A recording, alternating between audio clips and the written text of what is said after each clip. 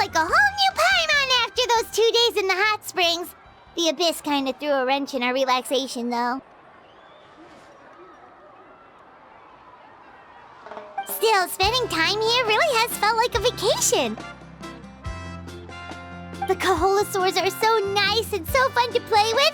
Their bellies are super bouncy. Oh, and Atea's snacks were so delicious. She gave Paimon some for the road just this morning, actually. Yelling at some kids who got caught throwing stones in the hot springs, so not much has changed since we first met her.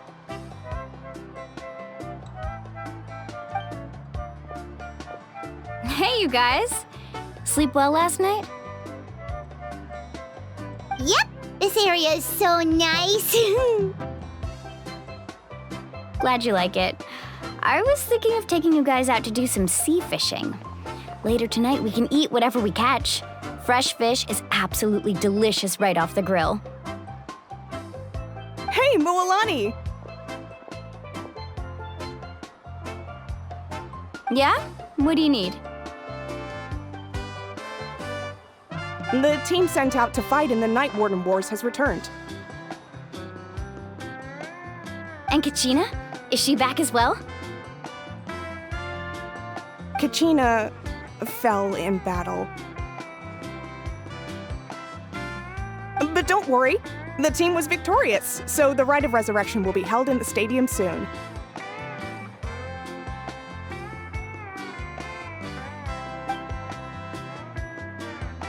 That's a relief. The Abyss is cunning, and it was her first time. Mistakes are bound to happen. Exactly. She deserves to hold her head up high. All right, thanks for letting me know. We'll head out in a bit.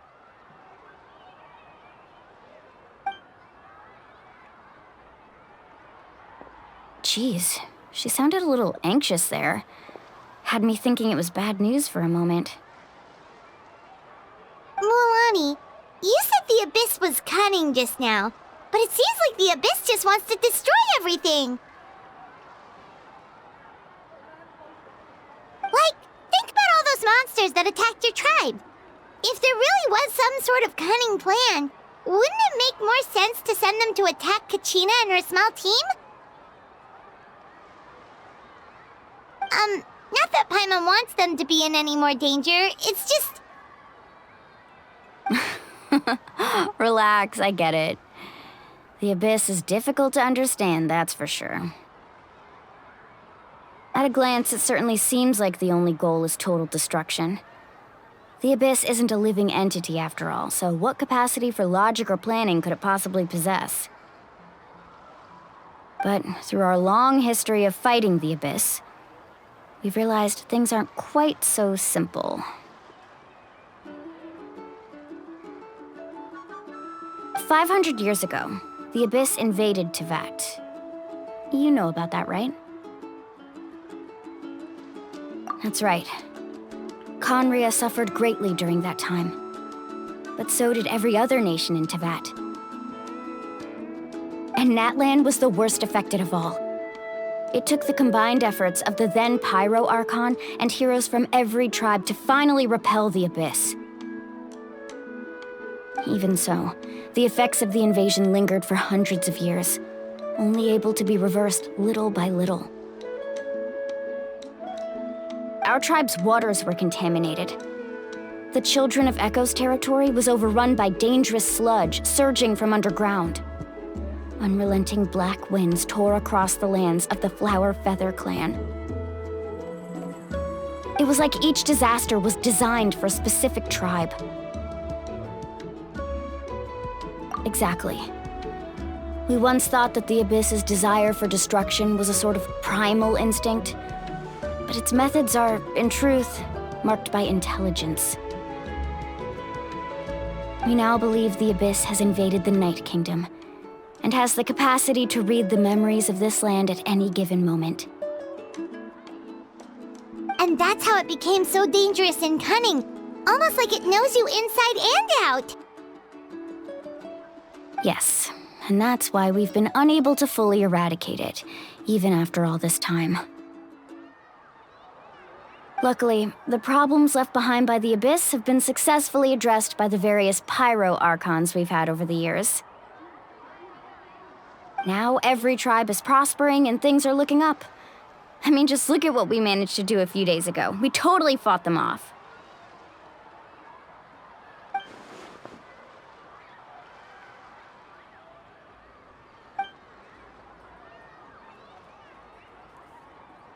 You must have had to sacrifice a lot to get to this point. Every battle, every sacrifice is in pursuit of a future where we get to stop fighting. Responsibility, duty, unavoidable burden. Everyone in Natlan views the war differently. But I believe we will be rid of the Abyss one day. And the efforts of all who fought against them will become a story for the ages. To think that my name could survive in ballads passed down to future generations, it's kind of romantic. Everyone has something that drives them forward, you know?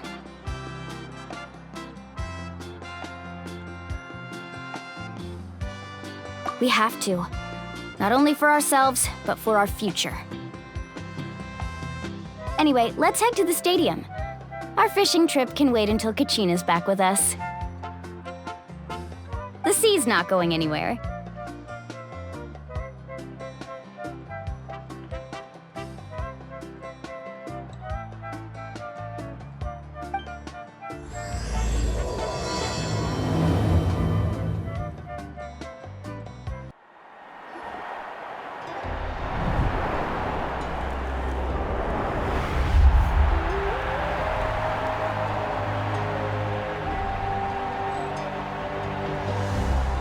Whoa, this place is packed already! Of course. No one's gonna miss out on the chance to welcome our heroes back from battle. It's their moment of glory. Kachina's gonna be so flustered. She's never had this many eyes on her before.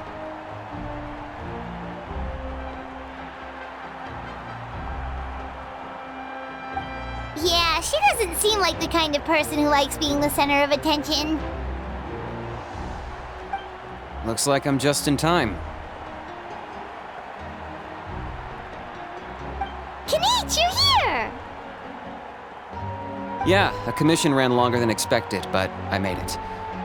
I heard about the incident with your tribe, Mualani. Is everyone all right? Yeah, it's all taken care of. Our new friend here's got some tricks up her sleeve, by the way.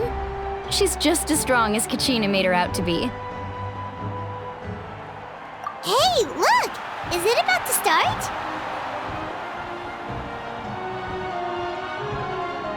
That's right. Someone will come out and recite a eulogy, and then we'll sing the Ode of Resurrection together.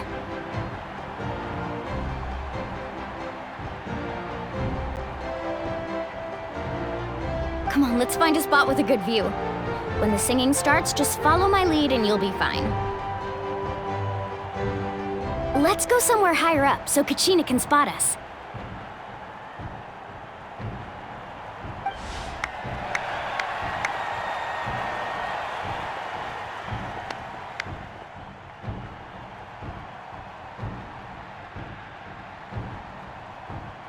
Warriors of Natlan, heed the call of life. We are the inheritors of memory and legend. Those who grew alongside sun and wind. Those who forged our own destiny and future. That is Natlan's fire, the lifeblood of our nation!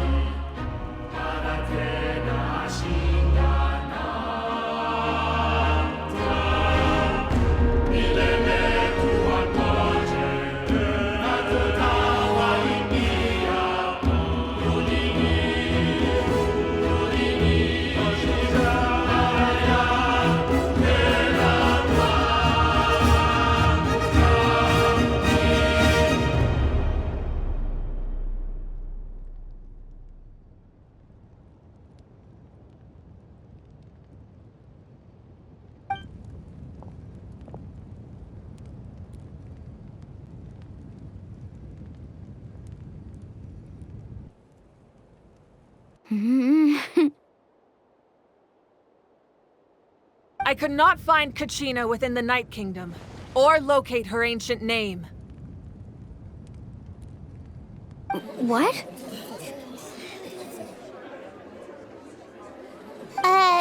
What does that even mean? Usually once the ode is complete, the Pyro Archon and resurrected person will emerge from the flames. But something went wrong. What's going on? This has never happened before.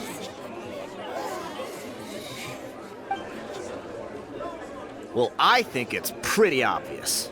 Clearly, the team sent to fight the Abyss didn't win after all. Think about it. The Ode rekindles all victors. We've witnessed it countless times.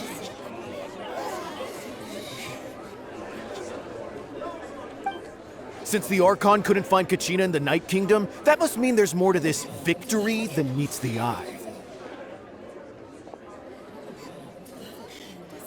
Hey! You just haven't gotten over the fact that Kachina beat you in the pilgrimage!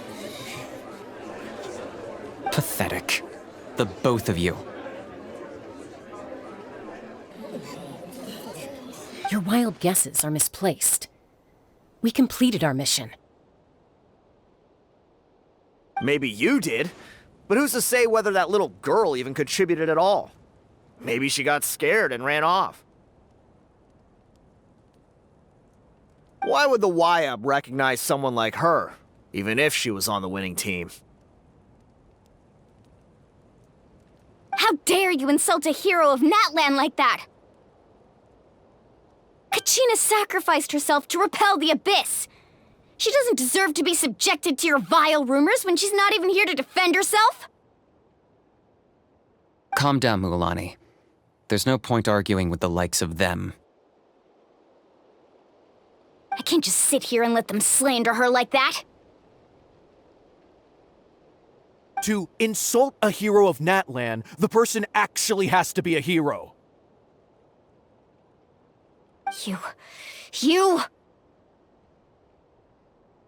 Think about it, everyone. Who do you think is really at fault here? A girl who never should have even gone to war? Or the great Pyro Archon? Why would the rules of our nation suddenly stop working?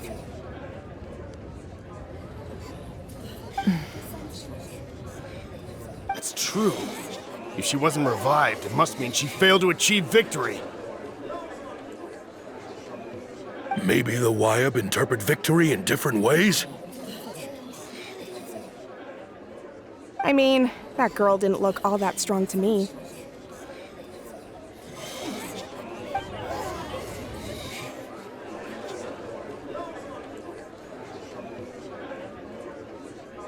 Kachina wouldn't have run! That's not like her at all! No! She's been waiting for this moment for too long. No matter how daunting the situation, no matter how scared she might feel, she's always the first person to stand up and face it head-on. We don't even know what happened, so don't you dare try to use this as an excuse to vent your anger or slander her reputation. Fine. We'll find out what happens soon enough. Then, we'll see who truly deserves glory.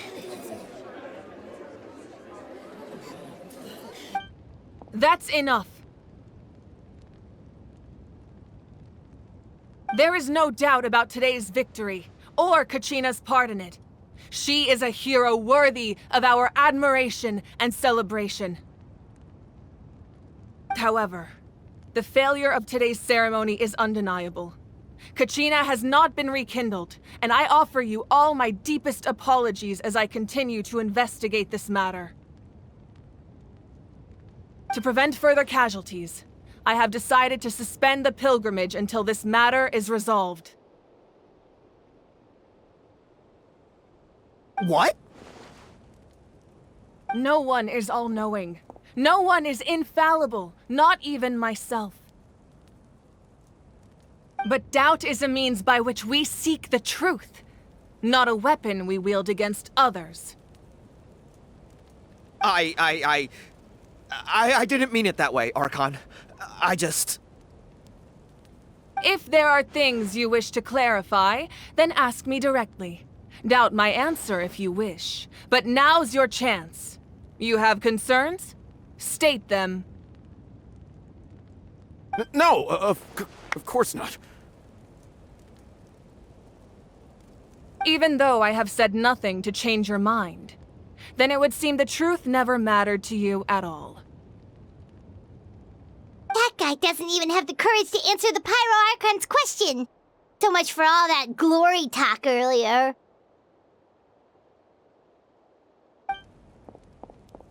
I have a question, Archon. My friend Kachina. Do you have any idea where she is?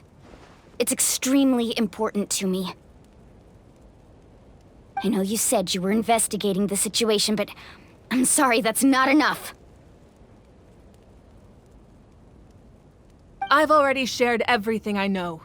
If you want to learn the truth and rescue your friend sooner, you should join the investigation. So, what do you say?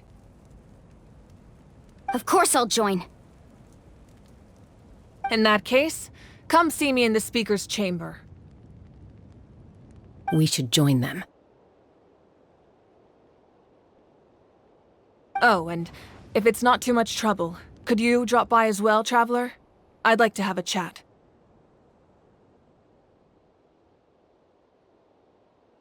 Rest assured, everyone, I'll keep the tribal chiefs informed on the progress of the investigation. Once again, I apologize for the outcome of this ceremony. If there are no further questions, let's part for now. Did she just ask us to come along? I believe she did. Let's go. I'd like to know what's going on myself.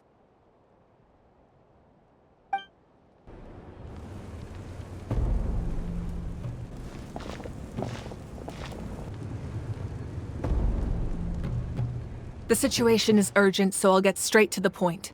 Kachina is undoubtedly a hero of Natlan, and I'm deeply sorry this happened to her. There's been unrest in the Night Kingdom, but I don't know what's causing it. As a result, I've been unable to track down her location.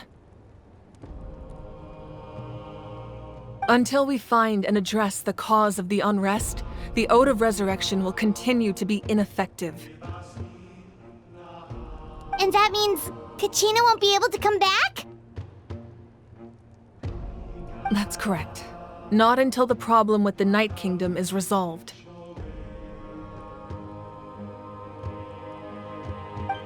How long will that take? It's hard to say. Kachina always dreamed of fighting the Abyss, of doing her part to defend Natlan.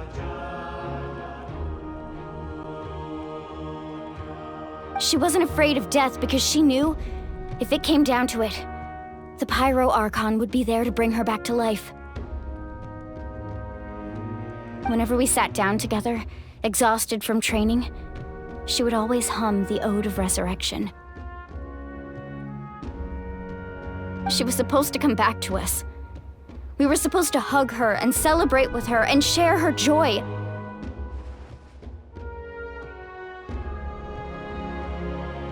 We supported her every step of the way, but what are we supposed to do now? Sit peacefully and wait for her return? Lose ourselves in grief over her death? Tell me, are we her friends? Or her murderers? That's not fair, Mualani. It's all right. I understand your rage and your grief. Kachina's life means a great deal to me, Mualani. Believe me, I want to bring her back as soon as possible. I would give you that peace of mind if I could. But please, hear what I have to say so I can at least give you a broader picture of the issue we are now facing. Considering the recent attack on your tribe, I believe the Abyss has found a new means of undermining the rules of our nation. You mean... The Sacred Flame. The foundation of our resistance against the Abyss. If we continue to hold the pilgrimage and send teams to fight the Abyss, there will likely be more casualties. But if we stop altogether, the Sacred Flame will only grow weaker. The Abyss will scale up their attacks, and the tragedy we saw with the people of the Springs will only be the first of many. If we compare the two choices, the former seems to be the lesser of two evils. Sorry, I know that may sound harsh, but I bear the name Malipo. Weighing the costs is my duty. The raw truth can be cruel, but we need to understand it if we want to approach this rationally. But what would you say, Mualani? This is personal for you, and unlike Kenichi, I dare say it's not a simple case of weighing up which course of action is less painful, is it? No. I can't choose between them, and I don't want to. Saying that one is preferable over the other is disrespectful to the people who suffered.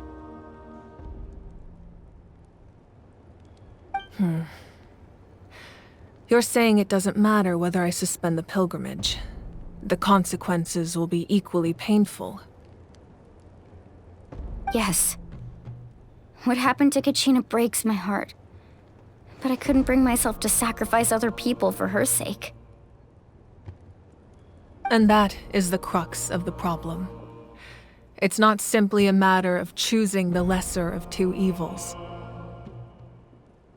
Either way, there will be people who suffer, and the end result will be the same. Belief in the pilgrimage will waver. Once doubt has crept in, the people will no longer unite in battle against the Abyss. And that is exactly what the Abyss wants. Their ultimate goal isn't to break the rules that make the Ode of Resurrection work. It's to destroy the people's faith in them. To prevent what happened to Kachina from happening to anyone else, we need to suspend the pilgrimage. So that is my current plan. And in the meantime, I've made efforts to strengthen each tribe's defenses. Then, we have to find another way of strengthening the Sacred Flame to keep the Abyss at bay. This won't be easy. I'll need time to figure out the best approach. I understand your anger, Mualani, but I hope that provided some clarity at least. Wow, Hyman thought things were gonna get heated for a second, but the Pyro Archon took the time to explain everything so patiently. I owe you an apology, Archon. I let myself get carried away earlier, and I'm sorry. You're right. We need to focus on finding solutions. We could always hold the pilgrimage without sending a team to fight in the Night Warden Wars. That way, we would still be able to fuel the Sacred Flame. I've considered that, but the two events have nearly always been linked. Without the chance to fight the Abyss, pilgrimage rankings lose their prestige, and competitor numbers will drop. With fewer participants, the amount of contending fire produced will decrease, and the vicious cycle will continue indefinitely. So, essentially, the Abyss has taken Kachina hostage.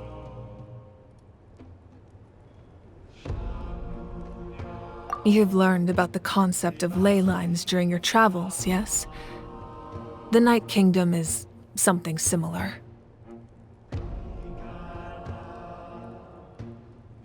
Staying there for a short period of time shouldn't have an effect on the person. But with the Abyss in the picture, it's a different story. Your sense of self will be devoured until eventually you become one with the Sea of Souls.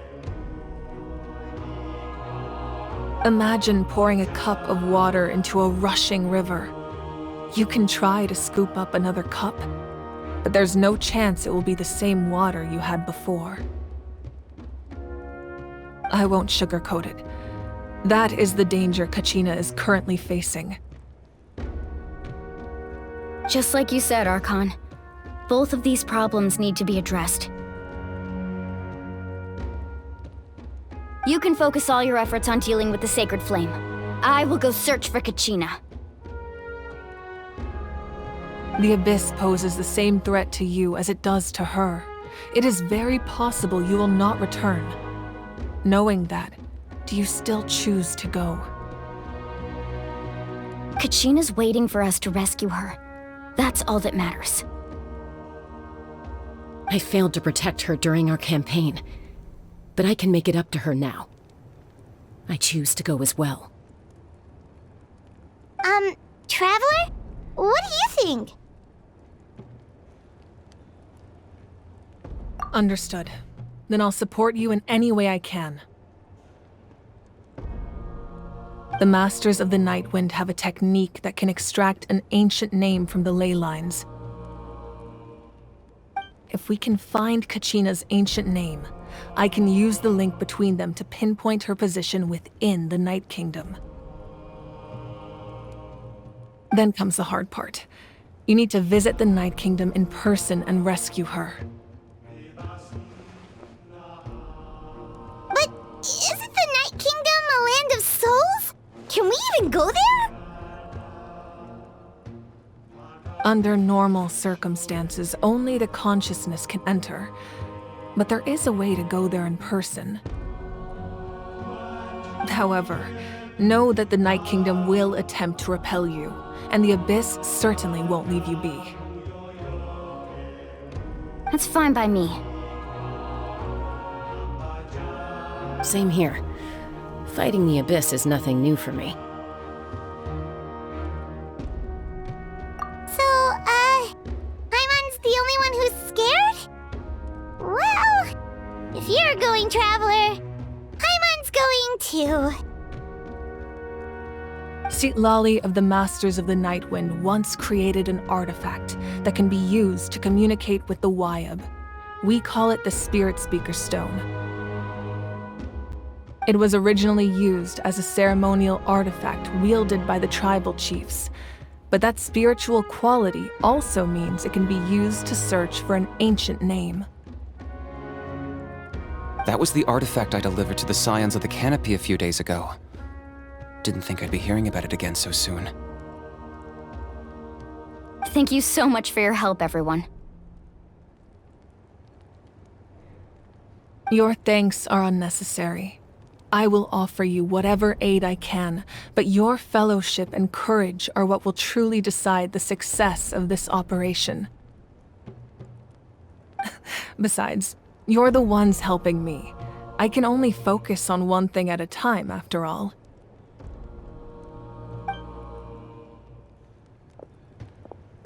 Traveler, I certainly didn't expect our first conversation to be so serious.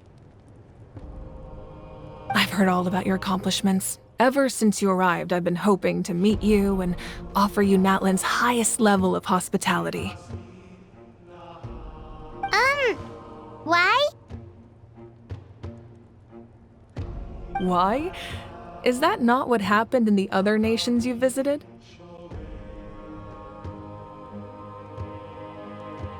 Yeah, were pretty complicated at the start. And, you know, in the middle. But our reputation's solid nowadays. That's more like it. After all, I've heard you're someone who transcends fate. Perhaps even more than you can imagine. But we can talk about that some other time. Ideally, this would be the perfect night for a drink and some musical ambiance. But there are important things to be done. Oh, I almost forgot. Atea was wounded in the fight against the Abyss. She wanted us to give this to you. It embodies fond memories and my strength of will. That's what she asked us to tell you. She said you'd know what that means.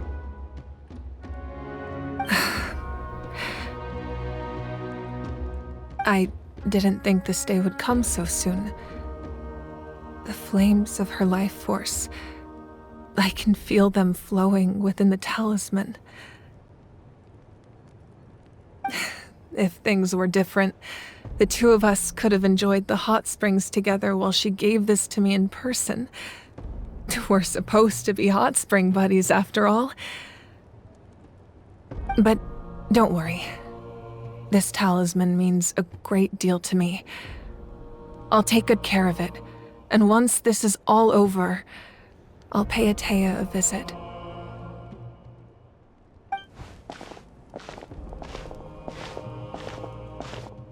You said you didn't want to jeopardize the production of Contending Fire. But that's not at all why you decided to suspend the pilgrimage, is it? You're right. Even now, the production of Contending Fire is far from sufficient. The gradual corrosion caused by the Abyss has resulted in a massive shortage of pyro energy, and we're currently at the breaking point. As things stand, the pilgrimage is a lost cause. Suspending it allows us to save our strength to defend the tribes. The Abyss has brought catastrophe to Natlan, and Kachina's disappearance in the Night Kingdom is a direct consequence of that. We can't let the general public know that. No. If the public learned that Natlan's destruction was close at hand, there would be immense panic. But if I said nothing at all, they would have continued to question the integrity of Natlan's heroes. Another simple choice. The latter was clearly the better solution. But you chose otherwise. I have never subscribed to the belief that the right choice is the one with the fewest sacrifices. Let's go. There's still a way for the sacred flame to last a little longer. You mean? Yes. Come with me.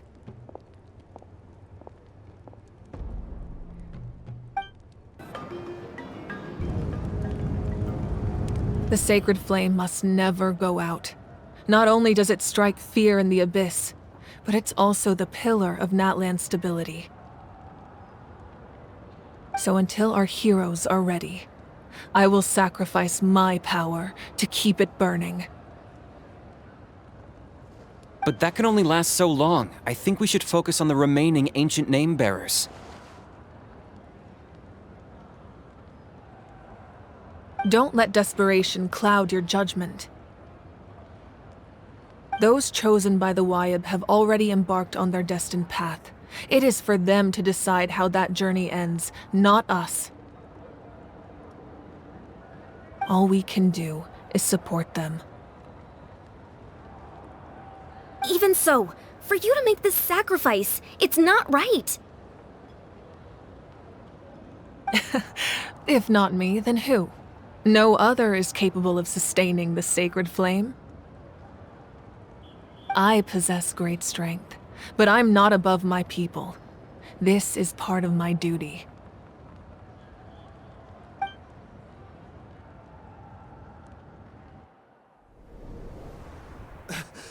Archon, it's the Fatui!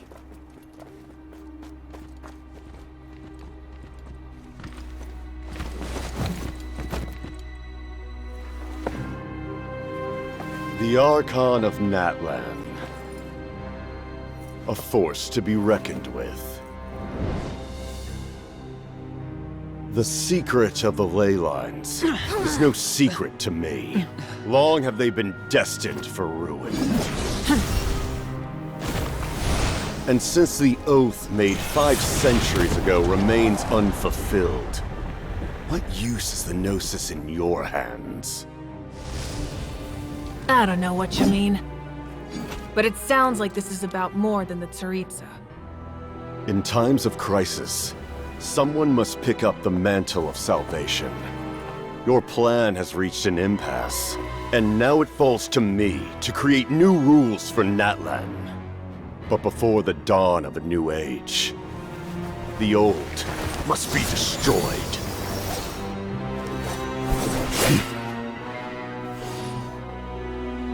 I assume that's the end of your speech? Good. People like us. Let our blades do the talking!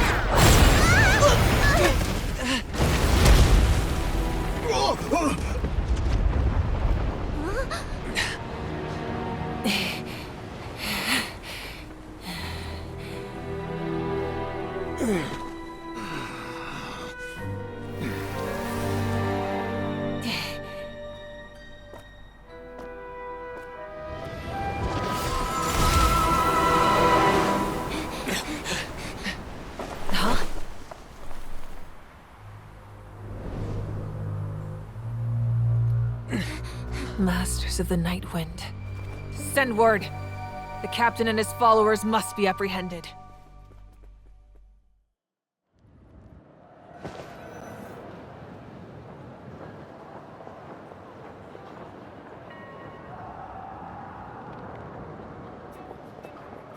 Are you alright, Archon? He was a formidable opponent. Exactly what I would expect from the first of the Fatui Harbingers. I never imagined someone could match you in combat. If the Tsaritsa sent him here, why would he bring up what happened 5 centuries ago? Yeah. And how much does he know about Natlan? The Harbingers are all driven by their own personal goals. The only purpose that unites them is collecting the Gnosis. But I'm sure the captain has his own reasons for being here as well. Whatever his motive, we should shift our focus to the Fatui. If they attack again, and we're not prepared, we're done for. No, we're running out of time. The wound I inflicted should hold him back and weaken him for the time being. Besides, I'm sure you noticed. The power that came to his rescue just now came from the Masters of the Night Wind. In other words, there are traitors among us. Not necessarily. This could prove to be a very valuable turn of events. When we exchanged final blows, I sensed an unusual presence within him. I'll need to investigate further. Kanich, go to the Masters of the Night Wind and look into who could have aided the captain. Speak to Lali. She should know. Of course, I'll head out right now. Do you still intend to... Yes, but fear not.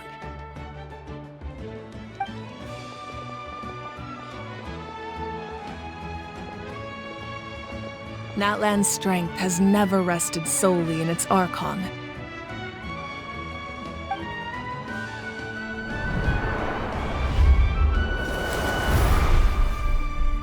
Together we foresaw the only path that leads to our nation's future. We must trust in that vision now.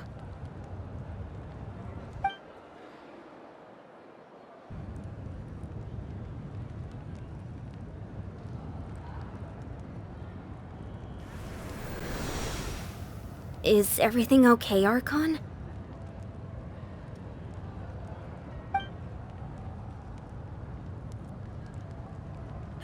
Completely fine. Just lamenting the fact that I never got a picture when I could still turn my hair into flames. Too late now. I just hope the others have a safe journey.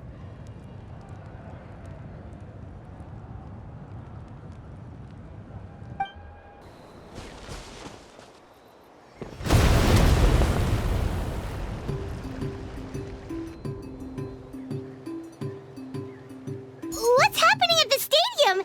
Did something explode? It feels like the Archon unleashed her power. She must be fighting a formidable opponent. Should we go back and check what's going on?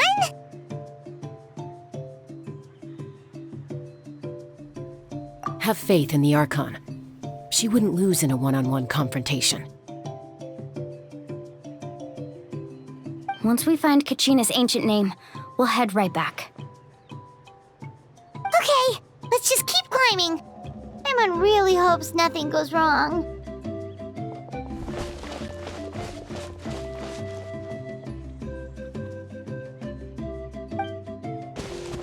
What can you tell us about the Scions of the Canopy? The tribe's people are very adventurous. Oh, kinda like us then. I'm not so sure. You don't strike me as the type to enjoy danger. The Scions of the Canopy are a bunch of thrill-seekers. They love extreme sports like rock climbing, rappelling, volcano parkour, or even bungee jumping without a rope while a Yunkasaur stands at the edge and uses its tongue to catch them. Sound like something you'd be interested in? Okay, that does sound different from our usual adventures. Paimon's not doing any of that. She can just cheer you on from the sidelines. That's Huayna, the tribal chief. Let's head over to him.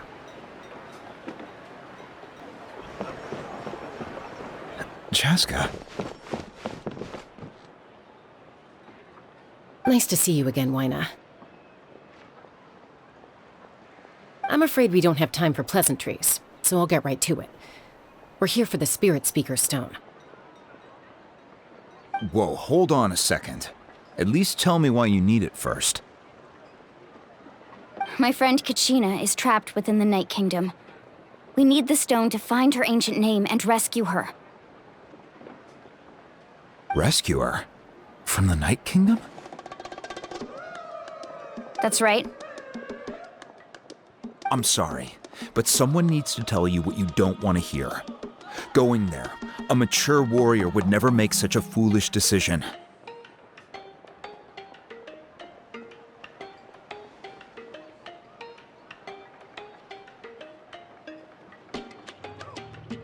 The nature of battle is unpredictable. You never know how it's going to end. Losing a friend is tragic, but when that happens, the best thing you can do is focus on how to prevent further casualties. I appreciate what you're trying to say, Chief Wyna. But if the price of maturity is abandoning a friend in need, I'll choose foolishness any day. If Kachina's still holding on, then so will I. I thought you might say that.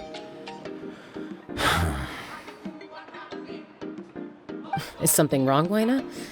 This doesn't seem like you. Life isn't complete without taking risks. That's always been your mantra.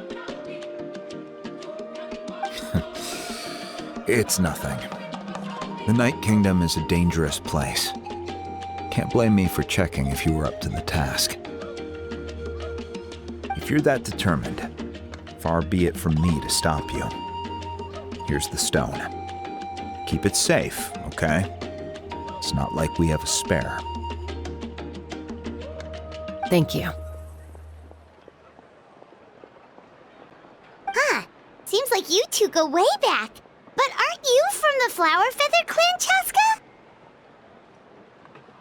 Oh, Chaska's a peacekeeper, so she's famous throughout the tribes.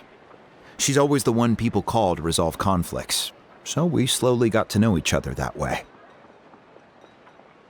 Her younger sister Quichi's always hanging around our tribe, too. She's helped us out a lot in the past. Oh, you have a younger sister? Yes, I'll introduce you to her sometime. But let's get back to business. Wyna, how do we use the stone? As you probably know, your intended destination is completely different from the real world. The Night Kingdom is like a river flowing with concepts, and the ancient name you seek is like a tiny fish swimming downstream. In that sense, the stone is like a fishing boat drifting down the river, but the boat alone isn't enough. You need a fisherman experienced enough to steer it in the right direction. We couldn't do that ourselves? With a little practice, I'm sure you could. You have the strength and the talent. If you want to make sure this works, though, I could recommend someone to you. Who? Vichama, a legendary warrior and scout from our tribe. He's got a keen eye and a well-honed intuition. Even his ancient name means to seek. If you're fishing for a name, you're gonna want him on the boat. Vichama? Why does that name sound familiar? He's one of Auntie Atea's hot spring buddies. I've heard stories about him. Where can we find him? Ever since Malko passed, he spends most of his time gazing out at the scenery from the cliff tops. Follow the path that way, and I'm sure you'll find him. Thank you. We'll go look for him there.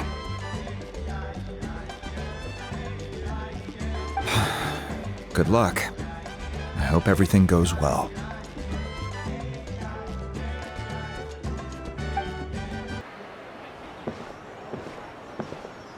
Someone admiring the scenery from the cliff tops. Ah! That must be him! Hello there, are you Vichama?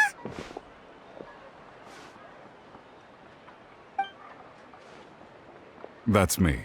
Did you need something?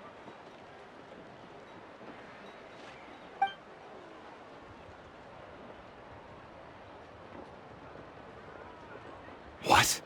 You're saying you can bring someone back from the Night Kingdom? How is that even possible? No, if you really think about it, anything's possible in that kind of place. But that would mean... Are you okay? You don't look so good.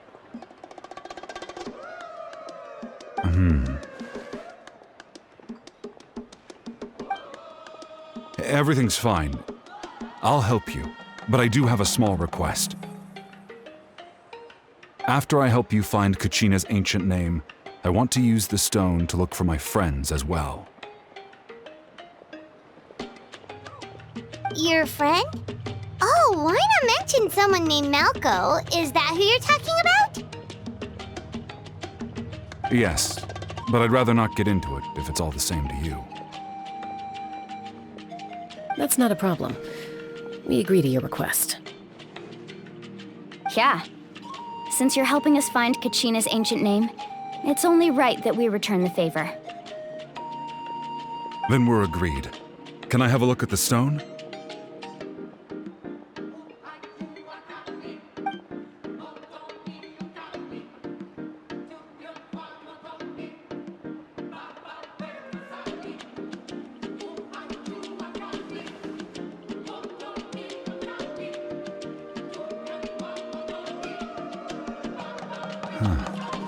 I see.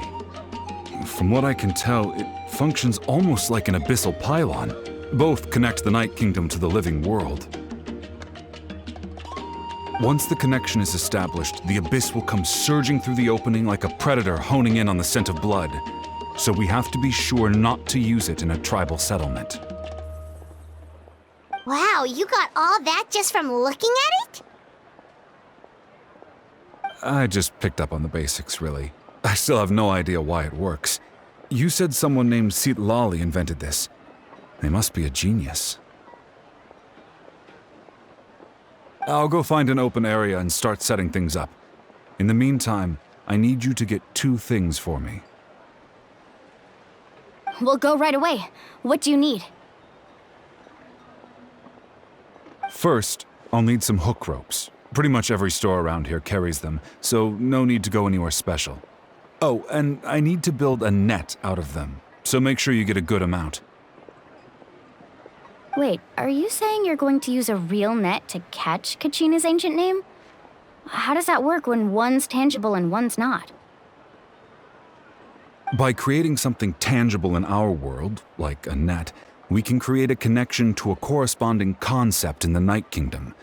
Basically, I'm going to use the concept of a net to catch something equally intangible, an ancient name. Oh, I see. What about the second thing you needed? Right. I need 2 chunks of obsidian. Once we bring the ancient names into our world, we'll need a place to store them. Normally, you can only get obsidian from the Children of Echoes, but I heard there's a traveling merchant from that tribe around here somewhere, so maybe you can try your luck there. Gotcha! All right, let's split up. See that clearing? Let's meet over there when you're done. Oh, and you can send someone with me if you want. In case you're worried I might take the stone for myself. What do you think, Chaska? There's no need. Lena spoke highly of you. That means you're trustworthy. I appreciate it, even though that doesn't mean much to me anymore. Anyway, it'll take some time to set everything up, so no need to rush. I'll see you in a bit.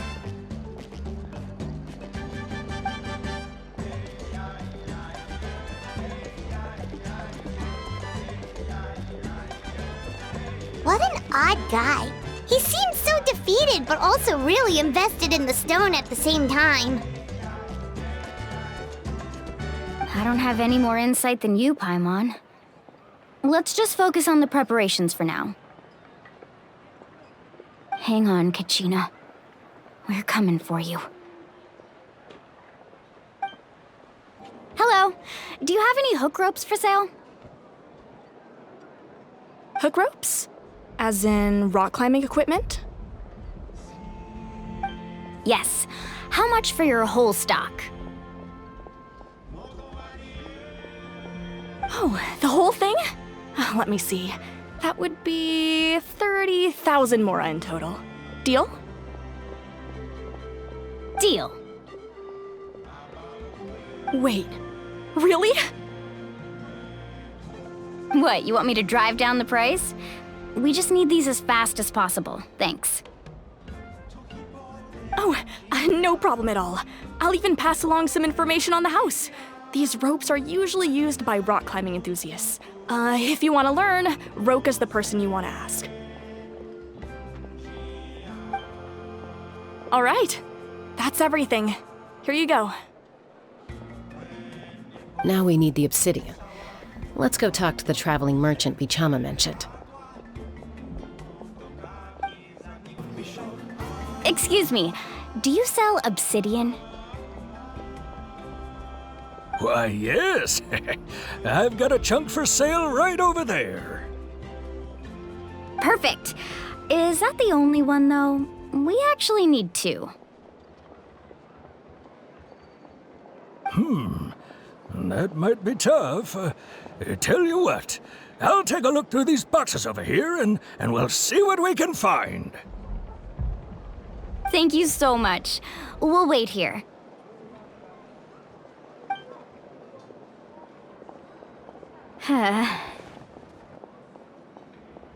Relax. Everything's going according to plan. I know, it's just... I could tell Vichama feels the same way about his friend that I do about Kachina. I hope this chunk of obsidian isn't the only one. Kachina always carries all sorts of shiny stones with her. If I was the one trapped in the Night Kingdom, she'd have a whole pile of obsidian ready in a heartbeat. Well, would you look at that? I did bring an extra. Here you go, young lady. How does it look? Perfect! Thank you. How much do I owe you? If you hadn't shown up, these stones would have just sat here collecting dust. I'll take 3,000 mora for both. Here you go. By the way, I heard you mention Vichama just now. You running an errand for him, then? How's he doing? Malco's been gone for 5 years now. It's about time he started to move forward. Do you know what happened between them? I heard about it in passing while I was out drinking one night, but I don't know all the details. Bichama and Malco grew up together, and even made a name for themselves together. Malco was an amazing fighter, capable of knocking out multiple opponents in a single hit, while Vichama excelled at scouting and analyzing the battlefield. The two made an excellent team, and managed to beat back the Abyss several times. 5 years ago, they both emerged triumphant in the pilgrimage, and were placed on the same team to fight the Abyss. But on the eve of battle, the Abyss launched an attack on their tribe, and Bichama suffered an injury to his leg while attempting to rescue someone. Then what happened? The team agreed that he couldn't fight the Abyss in his condition. Vichama didn't argue. He knew going to the front lines with an injured leg would make him a burden in battle. So they raised the issue with the Pyro Archon, and she agreed to let him stay behind. It's just... Malco and the others ended up facing hordes of abyssal monsters in numbers that far exceeded anyone's expectations. The team made an error in judgment, and they fell to the onslaught. Vichama went into a deep depression after that. He blames himself for everything. Oh, you're not wrong. But it's possible he chooses to blame himself. Not because he did something wrong, but because he wasn't able to do anything at all.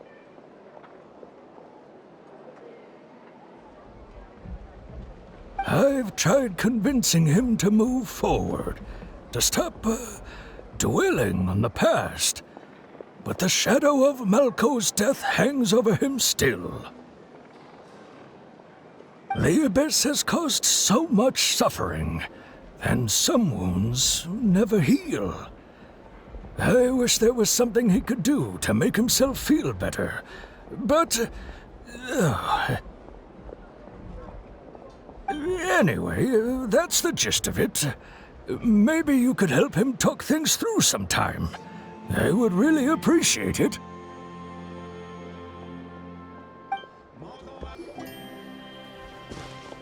Did you get everything?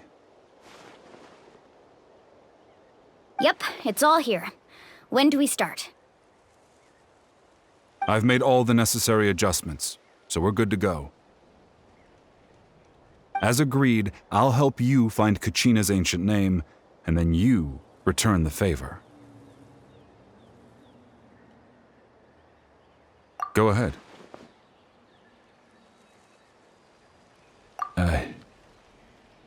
Yes.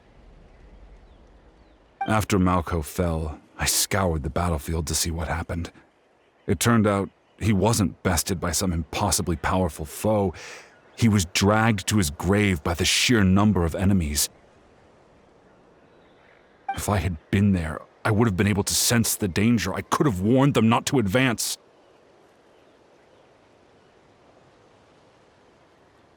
I've always blamed myself for what happened. But when you told me about Kachina, I realized there's a chance Malko might also be alive, fighting for survival in the Night Kingdom. But that happened several years ago, right?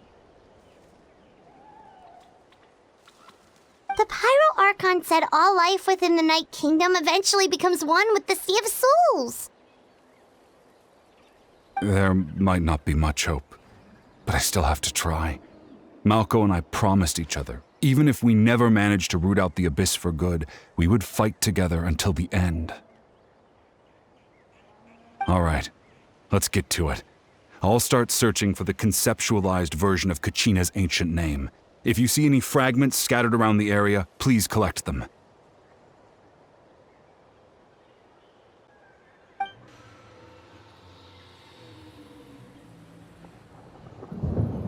Make sure you prepare yourselves for battle. As I said, the stone will link the mortal realm to the Night Kingdom. The Abyss will likely emerge in response.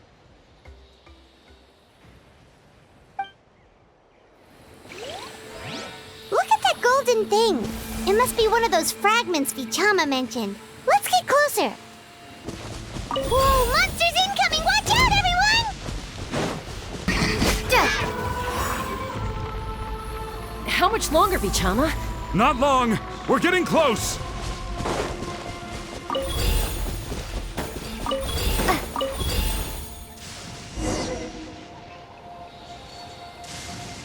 Vichama!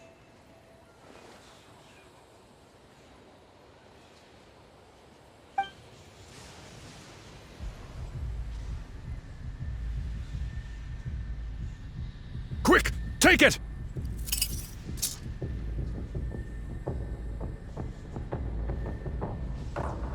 I found Kachina's ancient name. Hang in there, Malko. Just a little longer. Something's not right. The power of the Abyss is getting stronger.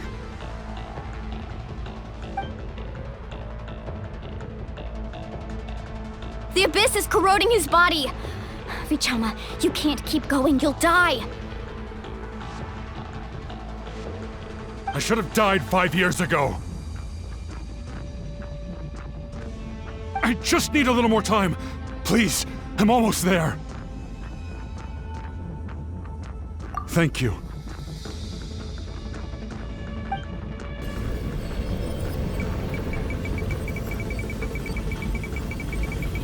Whoa, watch out! The power of the Abyss is strong.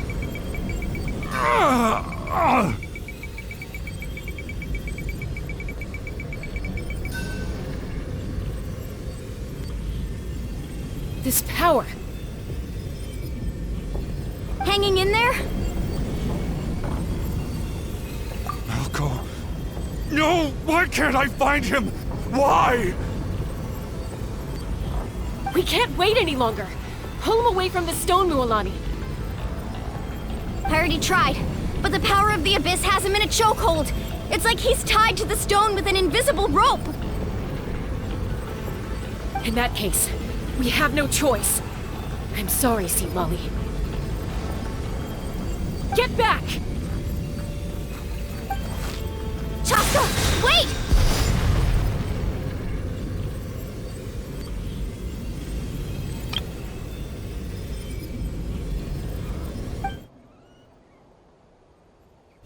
Ouch! What happened just now? It looked like the Spirit Speaker's stone was... The stone's power was spiraling out of control. The only way to stop it was to destroy it. You were all caught in the shockwave of the explosion. You might feel dizzy for a while, but that's normal. Give us a heads up next time, will you? You're lucky we managed to dodge it in time. I thought I said to get back. Yeah, barely a second before you made it go poof. Not everyone has your reflexes, Chaska. We were this close to getting dragged into the explosion. Okay, I'll be more careful next time. At least Kachina's ancient name is still in one piece. Wait, where's Vichama? Vichama!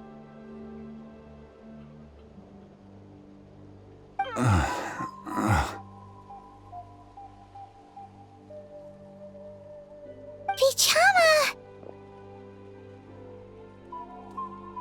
I couldn't find Mako's ancient name. It must be completely gone by now. Once your ancient name disappears, there's no coming back. From the very beginning, I knew there was a slim chance, but still. And now... it's too late to save him. From the minute he left that day, it was already too late. Vichama. I'm sure he's heard enough condolences over the years. Let's just give him some space. Huh? What's that in your hands, Vichama? It looks like something's glowing! Huh? This is...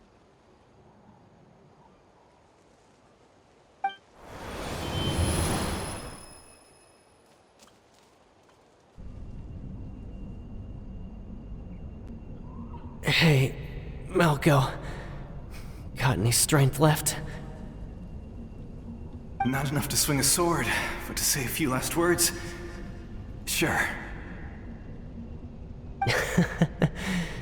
Too bad. No one will get to hear them. I never thought I'd actually die on this mission. Not that I'm afraid to die. It's just... hard. Thinking about my mom's face when she hears the news. Guess I have something to be thankful for then. My parents died a long time ago. They won't have to mourn me.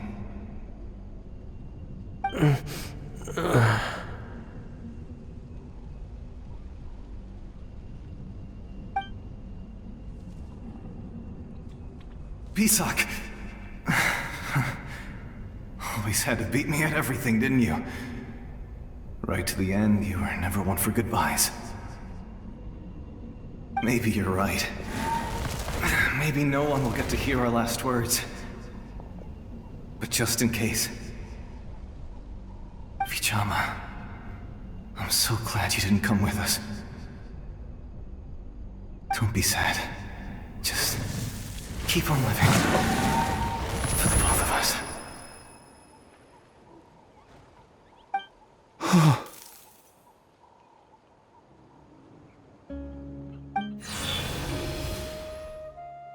Was that a memory? Seems like we were able to salvage something after all.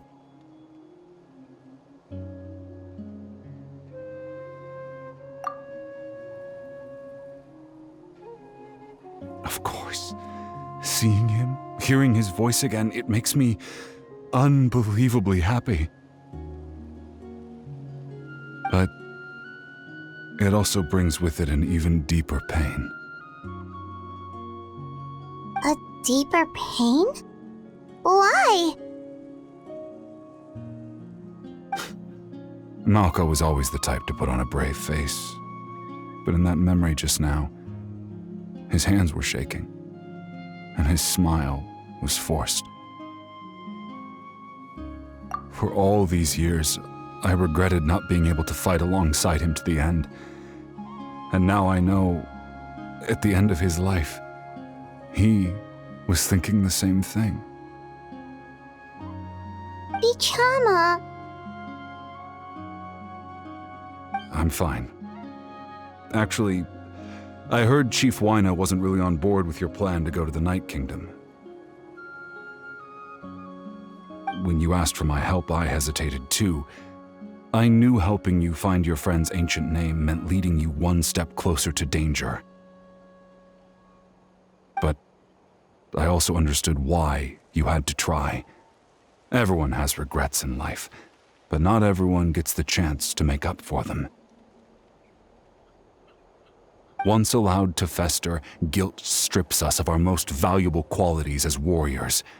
In that sense, we might as well choose the braver path from the very beginning.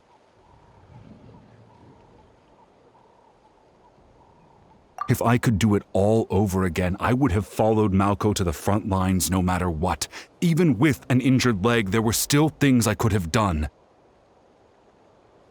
That way, even if the outcome stayed the same, I still would have fought alongside him to the end. There are critical junctures in life, and if you don't seize the chance to act, there's no going back. That's something I had to learn in hindsight, but you're still at the crossroads of your journey, so I hope you can walk away without regrets. Thank you, Vichama. I feel even more determined now. Kachina will come back to us. I'll make sure of it. I promised I would find her, and I intend to keep that promise. That's good to hear. Strange. My body, it's... Once abyssal corrosion enters the body, a portion will fuse itself to your internal organs. Even though the Traveler possesses powers of purification, the corrosion can never be fully eradicated. Thanks to her, though, you were only briefly exposed. Slowing your breathing and controlling your emotions should help you keep the symptoms in check.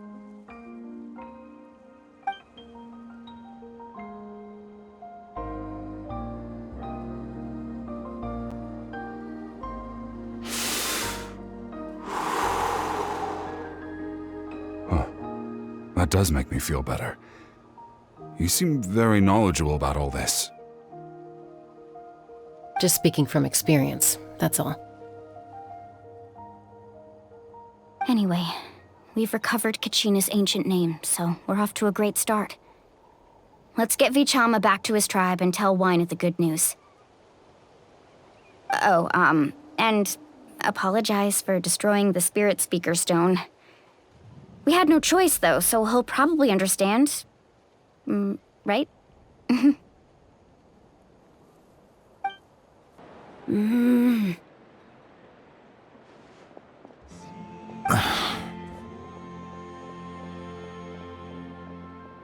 Koichi, are you really gonna just stand there like that? I don't know what you want from me. I think you know exactly what I'm trying to say, Uncle Wyna. I can hear it in your voice. Honestly, it's just one thing after another with you two. They're back. Koichi? What are you doing here? Don't play dumb with your own sister. You know exactly why I'm here. My apologies, everyone. I just need to borrow Tosca for a few minutes. You come with me.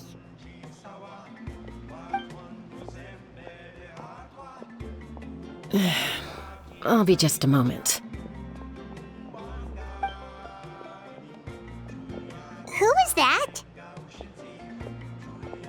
Koichi, Chaska's younger sister. Although the two aren't actually related by blood, it's kind of a long story. It's not really my story to tell, but I guess it's not a secret. You see, Chaska was actually raised by cuckoo sores.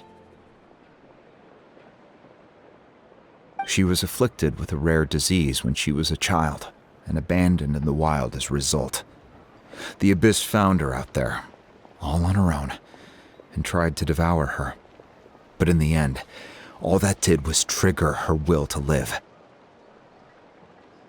That strength of will pushed her to survive, but it also planted a seed of conflict within her. Eventually, she was adopted by the cuckoo sores. Wherever they went, she followed, getting into fights right and left. For some reason, Paimon can totally imagine that. Well, when Chaska finally returned to human society, it was Koichi's parents who adopted her. At the time, Chaska still had a habit of getting into fights, so Koichi was always taking her around, apologizing to everyone. Ah, I remember those days. One of those fights was definitely with me. But, you know, kids. You're fighting one minute and your friend's the next. Eventually, she found a way to rein in that desire to fight. And now she's who people call to resolve conflicts. She's known as the Peacemaker.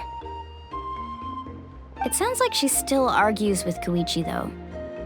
Don't siblings usually stop fighting when they get older? That's partly my fault. Koichi asked me to stop Chaska from doing anything dangerous, but you probably know by now, once Chaska makes up her mind, there's no changing it. Oh, I get it. No wonder you tried to talk us out of going to the Night Kingdom. Chaska even said that wasn't like you. I'm all for your adventure. You need to take risks when you're young, because by the time you're my age, you couldn't attempt something like that even if you wanted to. Better try now than live with regrets later. That's what I say. Still, I can understand where Koichi's coming from. In the end, nobody wants to sit back and let a loved one put their life on the line.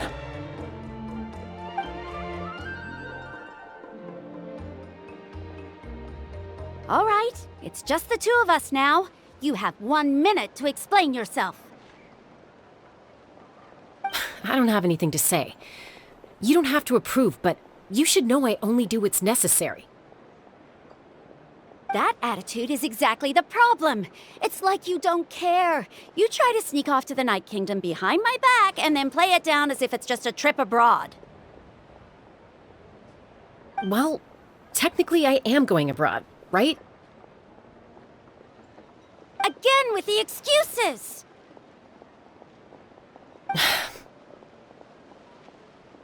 We agreed, didn't we? There are 4 levels of danger. If it's not something urgent, you can only engage in level 2 danger and below. You can only go up to level 3 if a situation is so dire there's absolutely no alternative. But a trip to the Night Kingdom? If that's not a level 4, I don't know what is. And you were just going to sneak into the place without saying anything. What do you mean, sneak into the place? I always planned on walking in there with my head held high. You bought off Uncle Wina, didn't you? He promised me he'd stop you from doing anything dangerous. Oh, it's like he didn't even try. You feel like he went back on his word. What if I told you my mind was made up, and there was nothing he could have done? Not even by force. Oh, I knew it! So he did try to say something, but you didn't listen. This is important. If you were in my shoes, you'd make the same decision.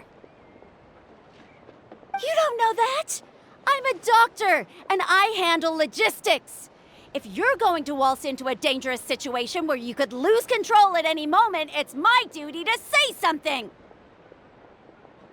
All right, whatever. Anything else? What do you mean, anything else? Why don't you reflect on what you've done and promise me you'll stay put? Time out. Is this one of our normal arguments or a serious one?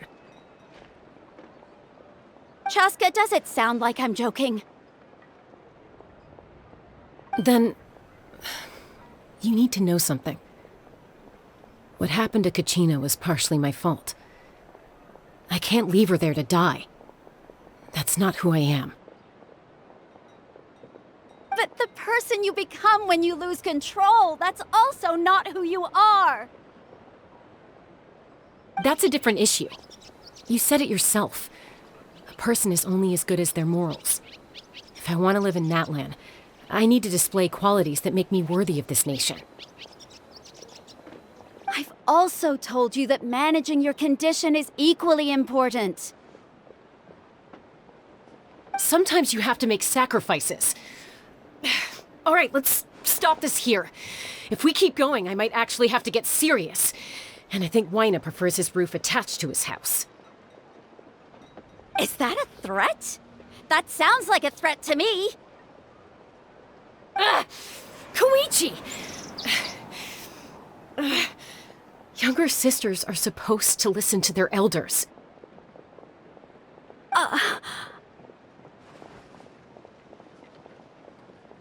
So, you're really going to go, no matter what I say? I'm supposed to be your sister. Then support me. I'll be back. All you have to do is wait. Chaska. So, that's it. Why'd you have to turn out to be so darn annoying?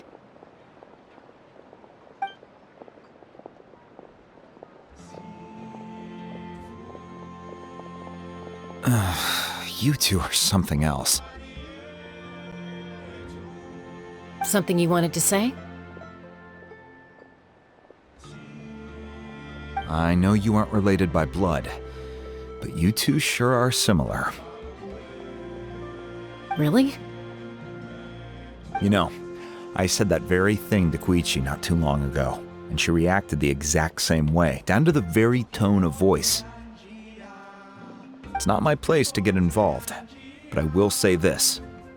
Try to spend a little more time with your sister. You're tough kids. That doesn't mean you have to go it alone. Thank you. Anytime. All right. If you're done with the Spirit Speaker Stone, you might as well hand it over. According to Kinich, it's an important ceremonial artifact, so it'd be safer to keep it with me. About that. If only Tone Deaf Bard was here, he could have repaired it just like the Holy Liar. It might be in a few more pieces than you remember. Huh?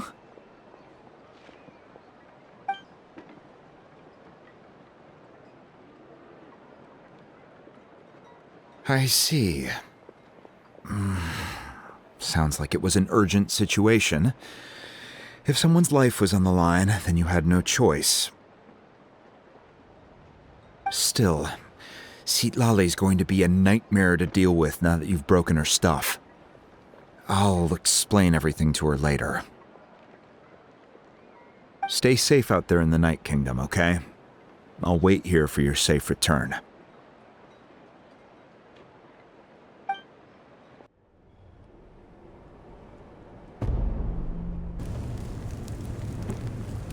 We're back! We found Kachina's ancient name, too!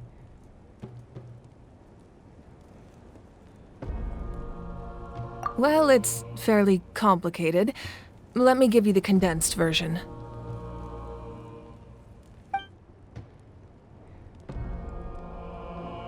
The Fatui again? We can't go anywhere without them causing trouble.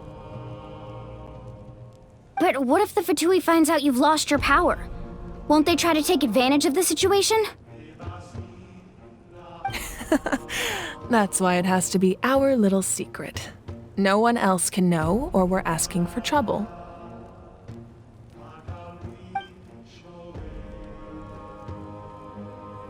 Look, I wish I could offer you some sort of consolation, but I won't lie to you. With multiple factions closing in, there's nothing comforting about the situation we're facing.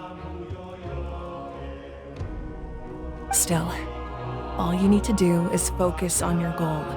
You can leave the complicated matters to me.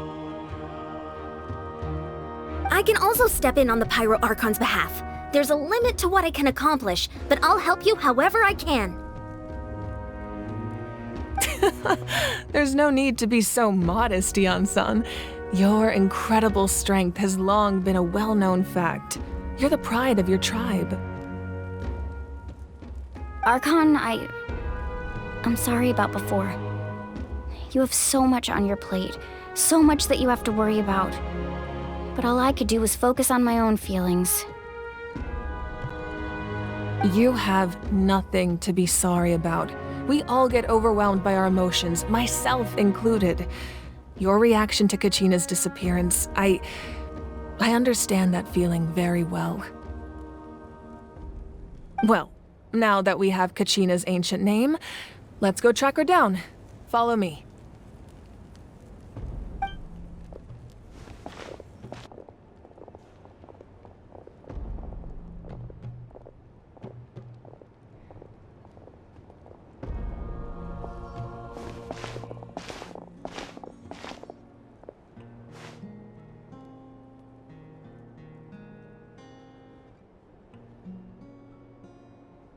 What is this place? Hey, isn't that Atea's talisman?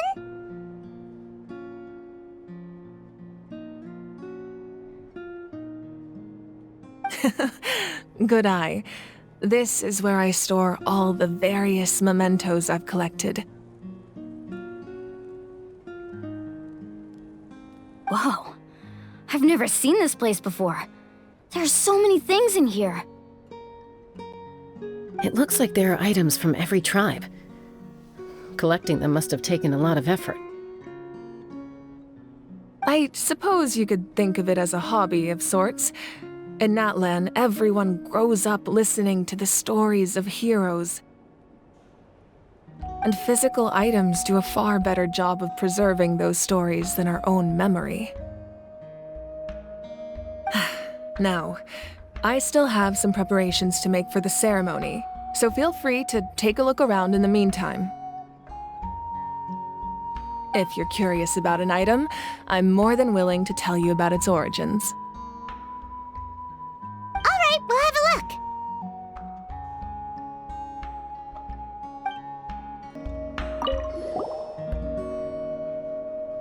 There are so many jars and potions around here. Do they have anything to do with alchemy? No, those belong to the Masters of the Nightwind. They're ceremonial tools used to amplify the ability to communicate with the Night Kingdom and the Wyab. Yamaya is an expert in this field, and she taught me a lot. Even though she appears stoic and serious, she actually has a keen sense of humor. The tools you see here are quite traditional. Her students found them outdated, so she passed them on to me. The contents of the jars aren't all that special.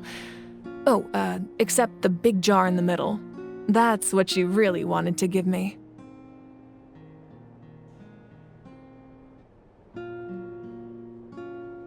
Ooh, must be something really cool. What's inside? Grape juice. Huh? It's quite tasty, although probably expired by now.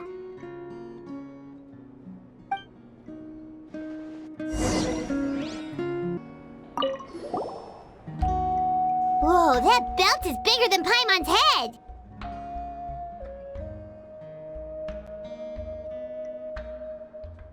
The Collective of Plenty are known for their bodybuilding competitions and contests of strength. This belt is a symbol of great honor within the tribe. The association with strength might also have been the reason the original belt was extremely heavy. It was difficult for even 2 people to lift. And even if a warrior had the strength to put it on, wearing it for any length of time would still leave them gasping for breath. Sounds like it. So the owner of the original belt, Kitera, commissioned a craftsman to make a copy identical in appearance but far lighter in weight. That is the belt you see before you. He would often wear this version when training in order to protect his waist. Or he made a lighter version so he could wear it all the time and show it off.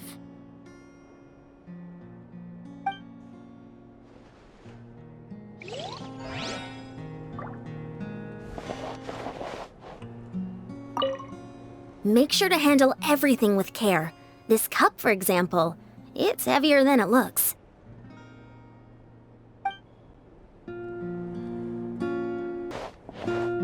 This flower looks like it's thriving. You must be good at taking care of plants, Archon.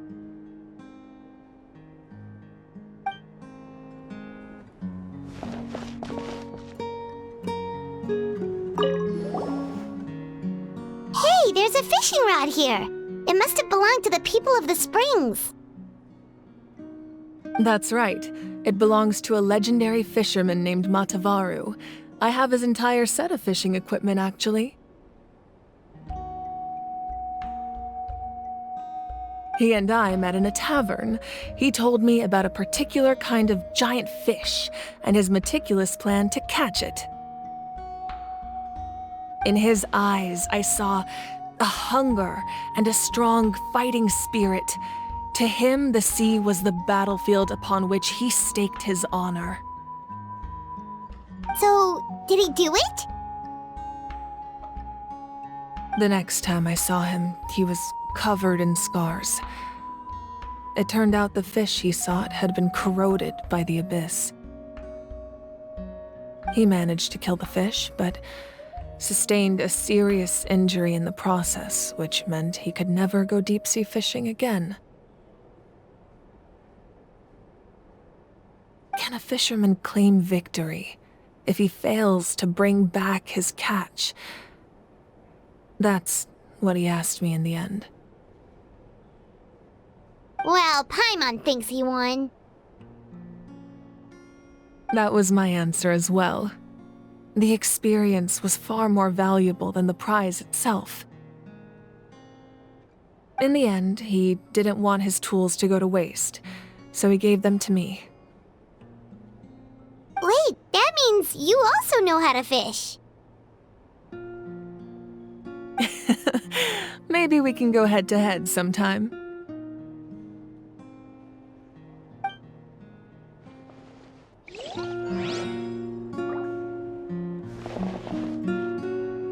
This fishing basket looks familiar.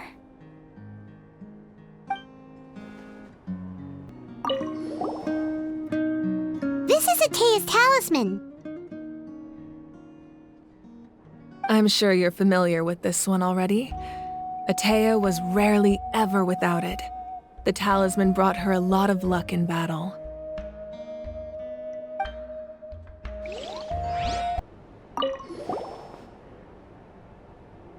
Whoa, this weapon is huge! Which tribe did it belong to? Ah, that weapon belonged to Tenoch, a hero from 500 years ago. Strictly speaking, he didn't belong to any single tribe. That's because even before the disaster with the Abyss broke out, he had already been exiled. Exiled? It was a punishment imposed out of necessity, but he accepted it all the same. He believed it was what he deserved.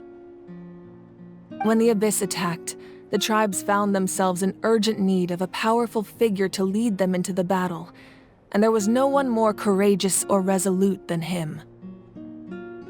He united the 6 tribes and accomplished great feats throughout the war. Ultimately, he perished, and because he had already lost his ancient name, the Ode of Resurrection was unable to bring him back. And so, he was laid to rest, alongside the countless warriors and civilians who lost their lives, buried in the soil of his native land. Wow, he sounds like a true hero. Indeed, even now his story is told throughout the land.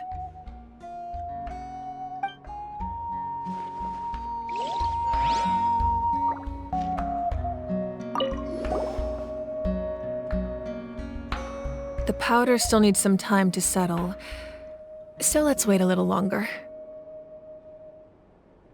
Well, what do you think of my collection? Do you feel like you have a better understanding of Natlan's culture now? Yeah, if each item represents a different story, seems like Natlan's really been through a lot. Does every item hold a special memory, just like Atea's talisman?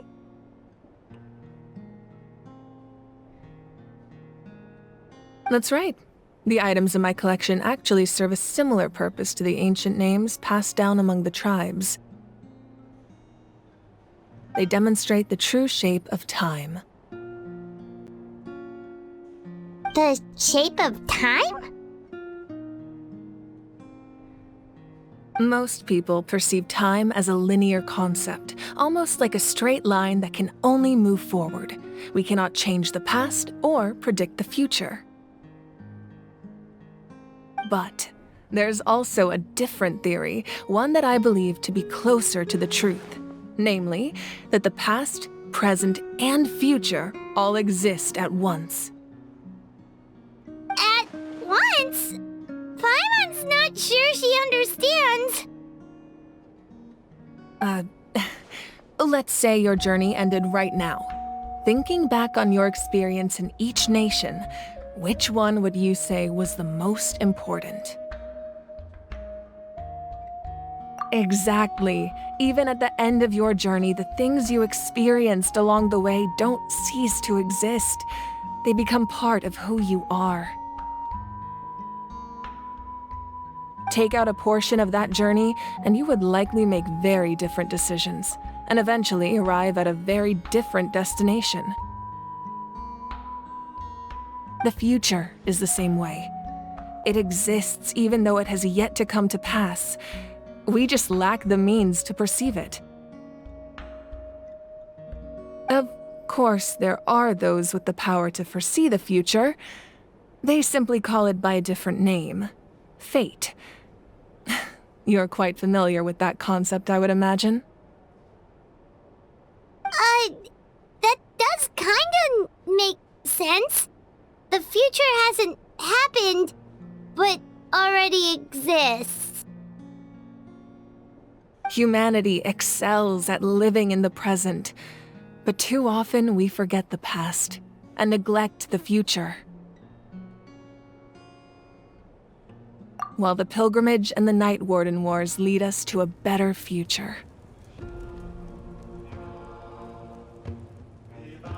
Only by uniting the people of Natlan across countless eras can we fight back against an enemy as formidable as the Abyss. To come up with such a set of rules, the first Pyro Archon must have possessed a level of insight I can only imagine. That's correct. At first, he was a mortal man with no special power.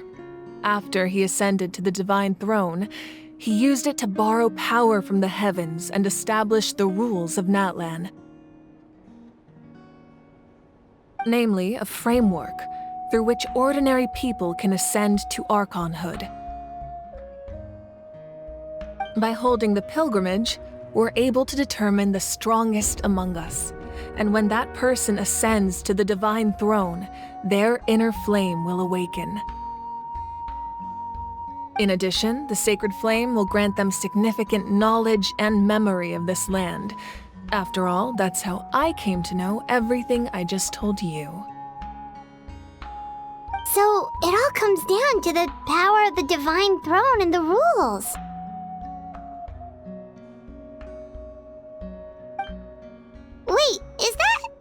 family portrait? Yes.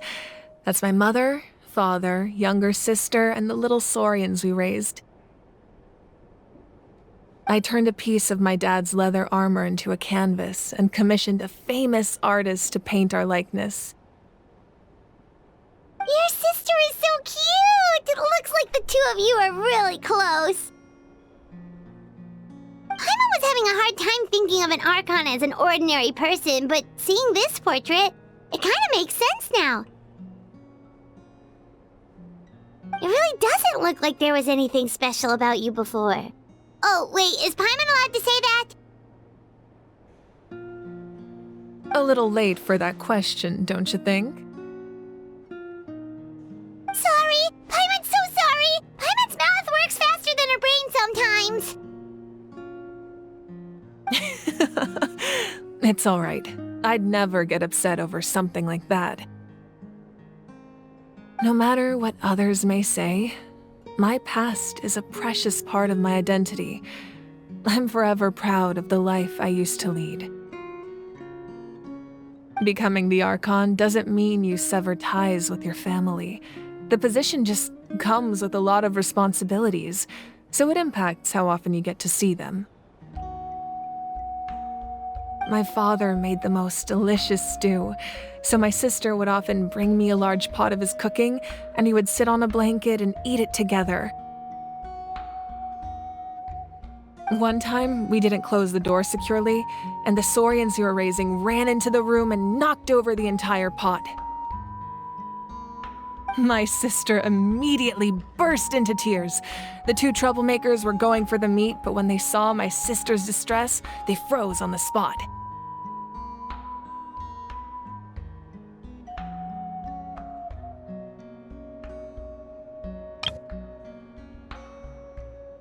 I still remember the way they laid there, sulking like a pair of children, even after making such a mess. It was frustrating, but in the end, all I could do was comfort my sister and move on. Wow.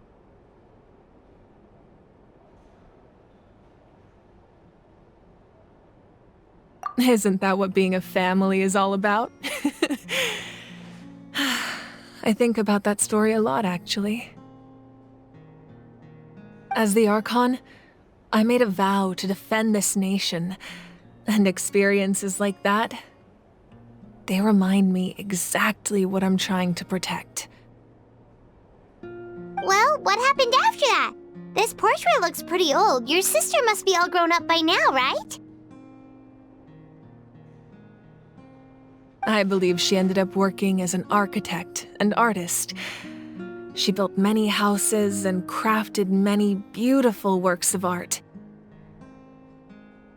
Anyway, that's enough about me. Now that the powder is settled, we can begin. Ian-san, Mulani, Chaska, over here, please.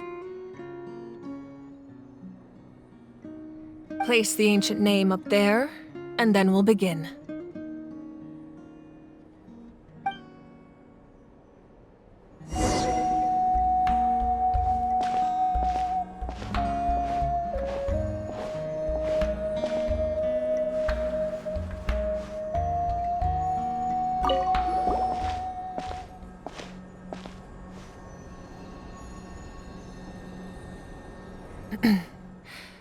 Surely as the echoes of life resound through heaven and earth, so too shall our stories remain eternal. Ancient name, take us to your fated bearer. Allow her to answer our call.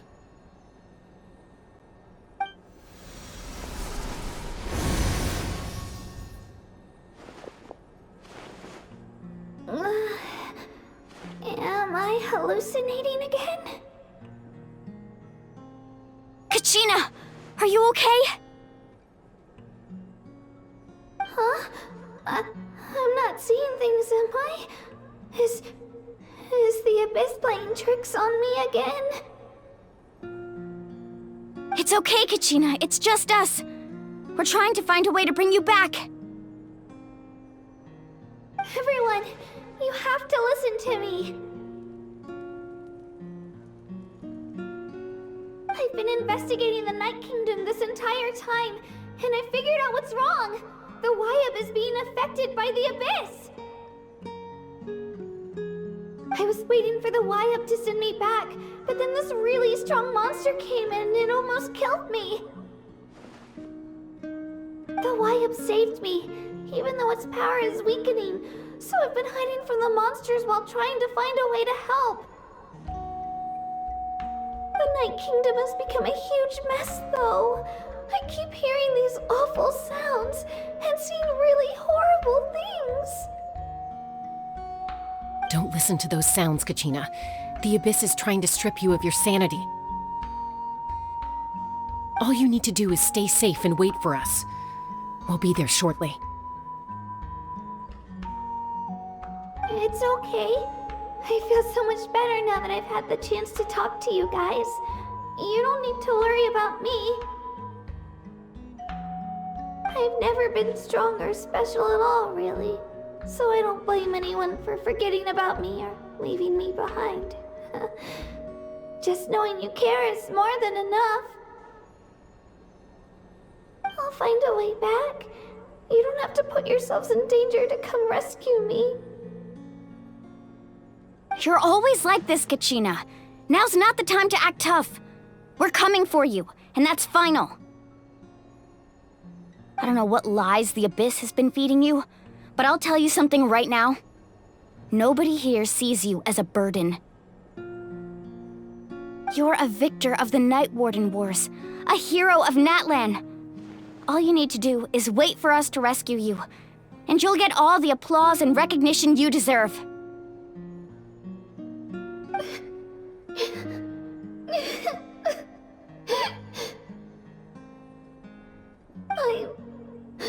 I'm really scared.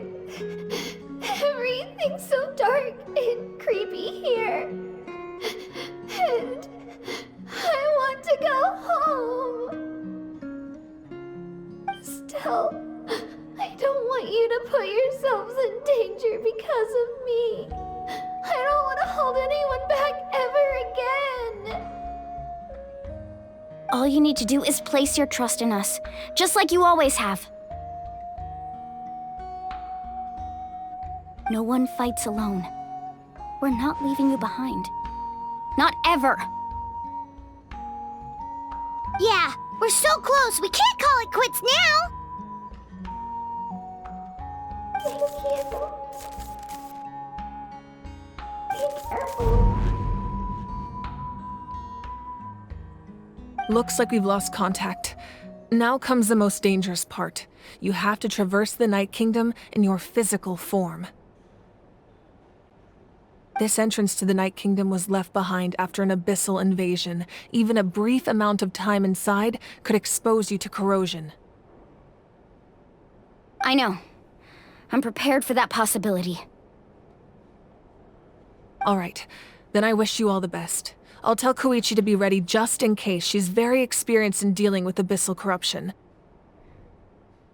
That face you just made. Don't tell me you two got into another argument. No, I just feel bad for creating more work for her. I'll go with them too, Archon. The more people, the stronger the party. Thank you so much for your help, everyone. It really means a lot that you're willing to brave these dangers with me. And there's no time to lose, so let's get going. Now that I've lost my power, I won't be able to provide much practical support. But I can still keep an eye on the situation from here. Eon-san, I know it's unlikely, but if you encounter a situation you can't handle... That won't happen. I hope not. Be careful out there. I'll observe the situation from here.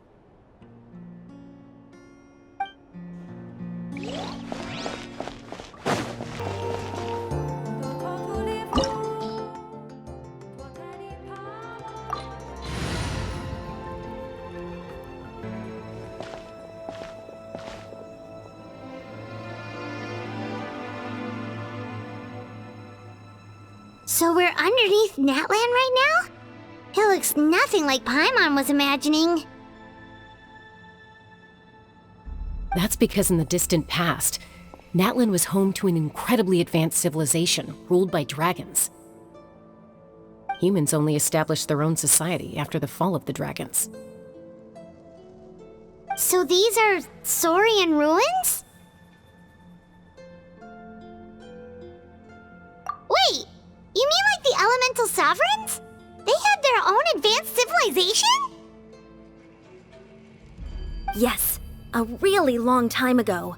Very few records have survived until now, so no one really knows what the devices here are for.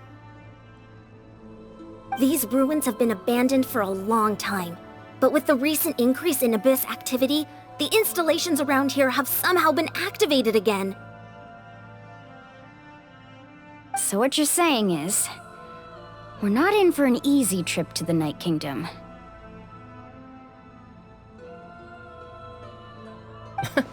No, it's going to be obstacle after obstacle from here on out.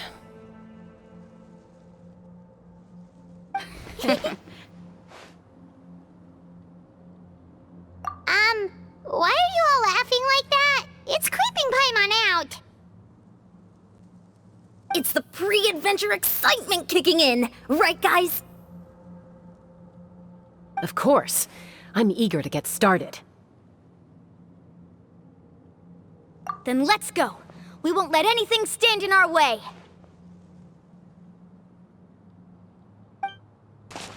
Seems like the road ends here. How should we get across? As a professional trainer, I think you could stand to build up your endurance, Paimon. Professional trainer? Paimon thought you were a warrior from the Collective of Planning. Well, that goes without saying. But I actually work as a sports coach. I provide professional guidance for many of Natlan's popular sports. And I don't just mean physical training. I design nutrition plans as well. Ah, so basically no sugar, no soft drinks, no grilled meat. Yeah, we'll be here all day if you list them out one by one. It's much faster to just focus on what's good for you. Such as? Vegetable juice. Want some? You know, Ian-san, Paimon feels like the two of us might not see eye to eye. Those guys look familiar. We've fought them before. Let's go. Show no mercy.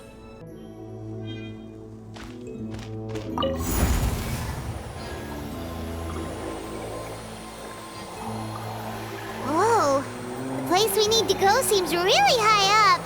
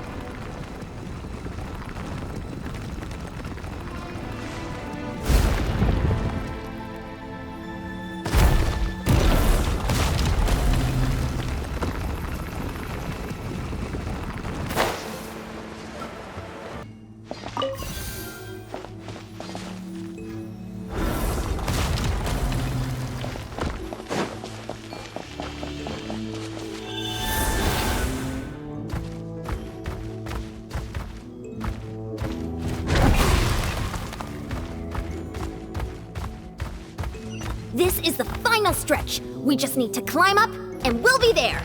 Nothing to it. Easy for you to say.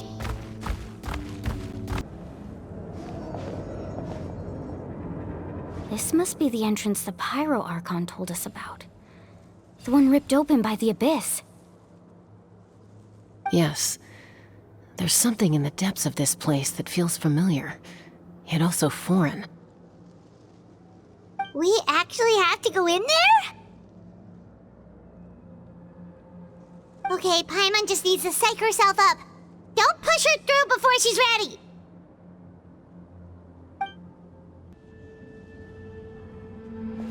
Hey! You don't have to drag Paimon! You're pulling too hard!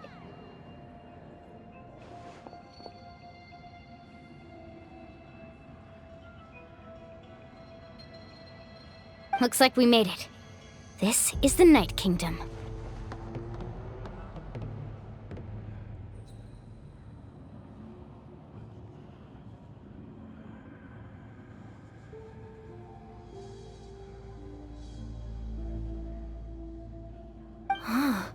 It looks so different from what I imagined in the stories. That overflow of energy is probably what trapped Kachina here in the first place.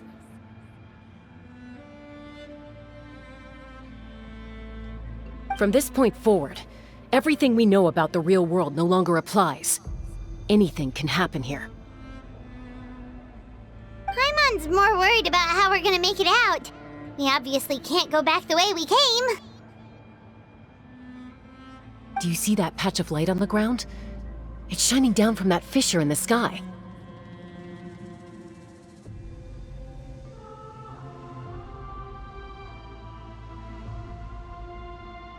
Oh yeah, right in front of us.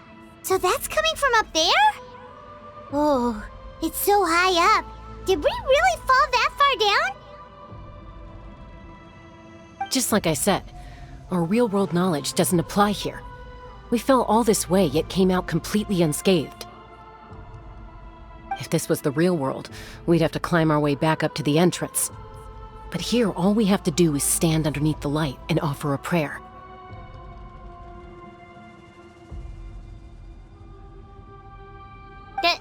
That's it?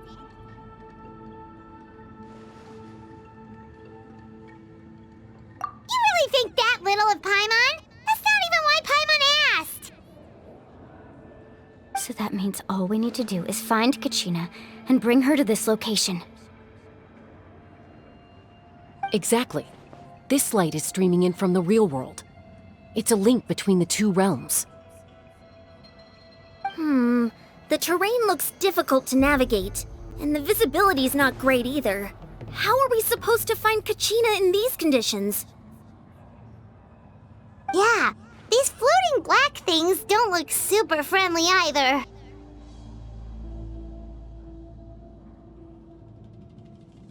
Those are all manifestations of abyssal power. Be careful.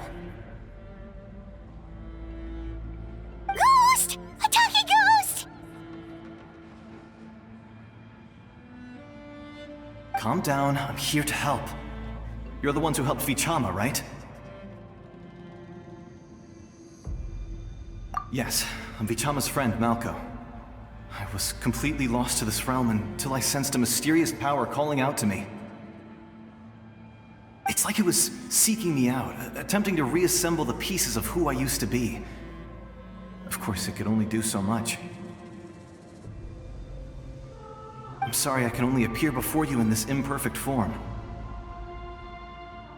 No, we should be the ones apologizing. If the Spirit Speaker Stone hadn't become corrupted by the Abyss, we could have done much more. But we had to destroy it. Otherwise, Vichama and his tribe would have been in danger. Of course. Thank you for protecting him. I never imagined that, even after all these years, he'd still take such a risk for me. Under the power of the stone, it felt like our souls were connected. Turns out even our regrets were exactly the same. Whether in triumph or death, you want your best friend by your side. Exactly. That may not be in the cards for us, but it's not too late for you. You're looking for a young girl from the Children of Echoes, right? She's being chased by an embodiment of abyssal power. I'd like to help her while I'm still in this form, so follow me. Be careful. This place has been severely corroded by the Abyss.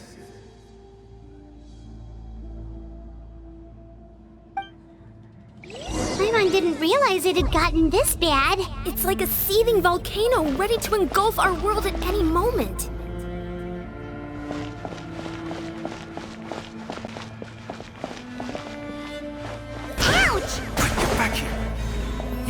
wander. Stick close to me. My power will be able to ward off attacks for the time being.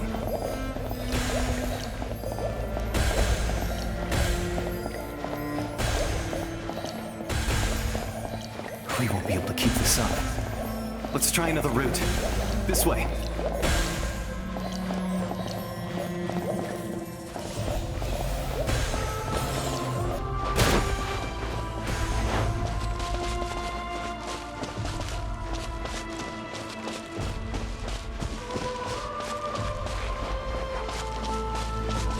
Not good. More monsters. We shouldn't waste our time on them.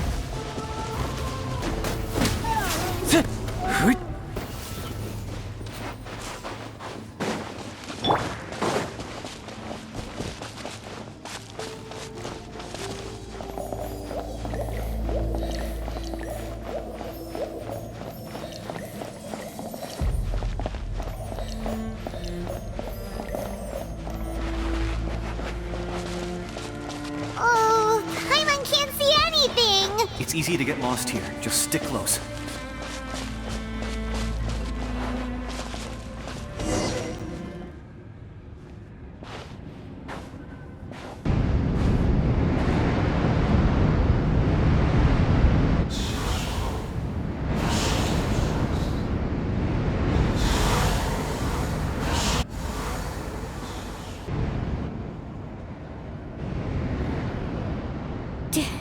Did you hear that? What? Never mind. It was probably just my imagination. Don't scare Paimon like that! I heard it too. It was a voice from the abyss. Ah! What did it say? Doesn't matter. It certainly doesn't harbor good intentions.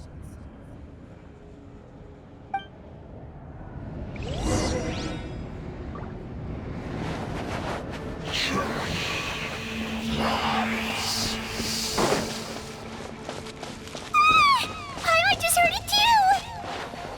Let's keep going. Paimon wants to get out of this place!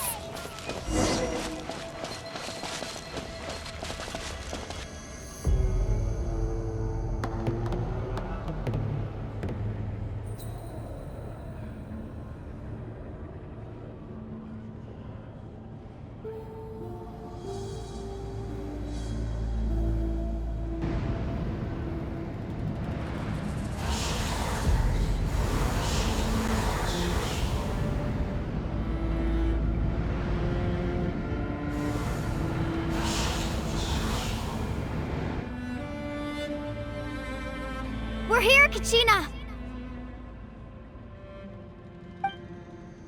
Oh, honey, you made it! Looks like our reunion will have to wait until we take care of these monsters. Good idea. Let's go! You're here. You're finally here! Thank you so much!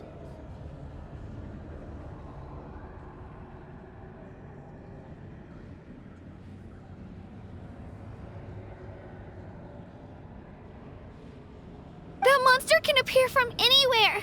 It almost caught me a bunch of times. The Y-Up's power helped keep me hidden, so I just tried to stay out of sight until you got here. Atta girl. You did so well. And most importantly, you weren't hurt. Should we start heading back then? Actually, I have a request. Will you come visit the Y-Up with me? I can't exactly put it into words, but something's wrong with the Ode of Resurrection. And I know it has something to do with the contamination from the Abyss. That was the Pyro Archon's theory as well. Everything we've seen here certainly seems to back it up. In the Night Kingdom, there are 6 main totem poles representing the Y of each tribe. You can think of them like the body of each Wayab. Additional totem poles, like the ones around here, serve as proxies to which the Wayab can extend their consciousness. There are countless proxies scattered around the Night Kingdom. Through them, the Wayab can extend their consciousness over the entire realm and track down souls no matter where they roam.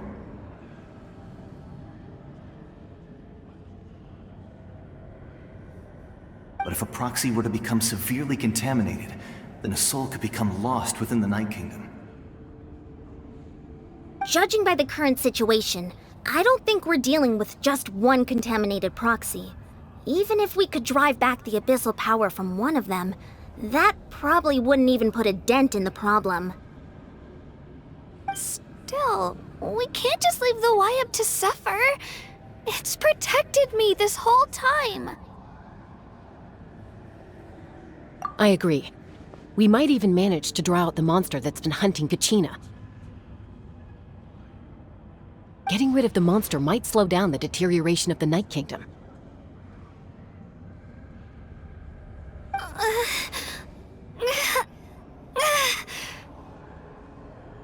Kachina? What's wrong?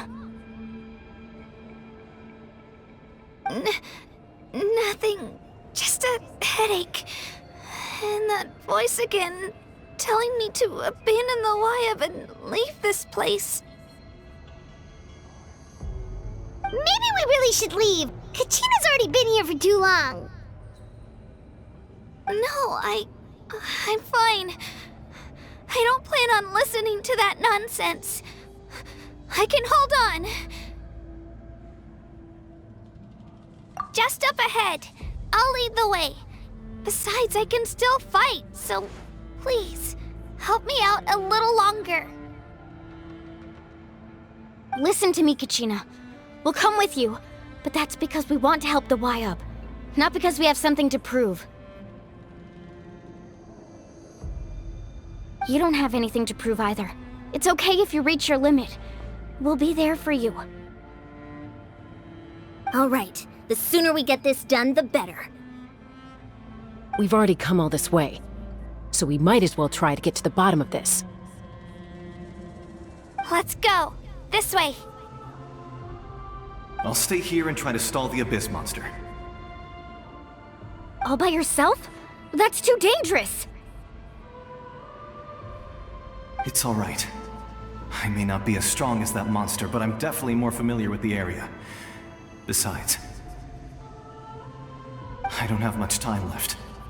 If you're anything like my friend, I'm sure you're not particularly fond of goodbyes. So go. Achieve your goal, and return to the world where you belong. Thank you for everything. You're a true hero.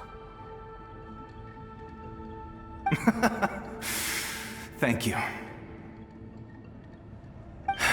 No one fights alone. Does your head still hurt? Let me help you walk. I'm fine. You should know I'm made of stronger stuff than that. Wayab? Wayab! I'm back! My friends and I are here to heal you.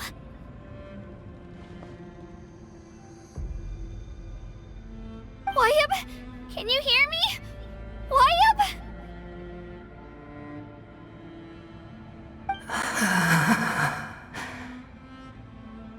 So we were right. The contamination is already too severe. It's preventing the Wayab from answering our calls. All right, get ready, everyone. Time to purge the abyssal energy from this place. Careful. We've got company. Already? You really think that puny soul could slow me down? Courage in the face of futility is pure folly. He tried to get in my way, so I disposed of him. You killed Malco? He would have dispersed with or without me. Rather than worrying about him, I would urge you to focus on yourself. You may have defeated others of my kind in the past, but underestimate me now, and it will be to your peril. No, the power of the Abyss is intoxicating. The destruction it seeks captivates like a masterful work of art. I strive only for the opportunity to see it up close. I thought this naive little girl was an exception, but it turns out humanity is full of lambs willing to offer themselves up to the slaughter. That is the tragedy of your short lives. You understand nothing of all-encompassing power. Ancient names, pride, friendship, all empty ideas invented to give you a false sense of self-worth. They possess no power at all. The Pyro Archon created those grandiose ideals out of pure selfishness. Anything to avoid sharing power. Anything to avoid handing over the primordial gift to ordinary people like you. Don't believe me? Then ask yourself, why is the Pyro Archon strong beyond measure, while you, Kachina, remain so pathetically weak?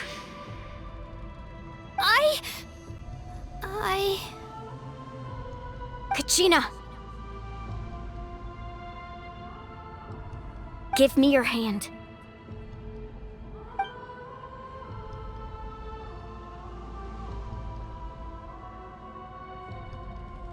Feel that? I'm right here next to you. Thanks, Moalani. You're right. I have nothing to fear. Because I'm not alone anymore.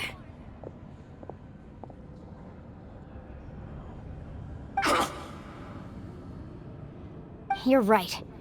Maybe comforting ideals don't have any power. But you also couldn't be more wrong. You've never had to work for your own strength, so you will never understand the true source of our power. What? The courage we have to stand before you and not back down? It comes from our friendship. The power lies not in the ideal itself, but in our commitment to upholding that ideal, and in our decision to stand together and fight! Well said! Let's go, Kachina. It shouldn't take more than 2 of us to handle an enemy like this. Sorry in advance, but you deserve what's coming to you! There aren't many in Natlan who can beat us when we're together. It's time he got a taste of that kind of power. We won! We actually won!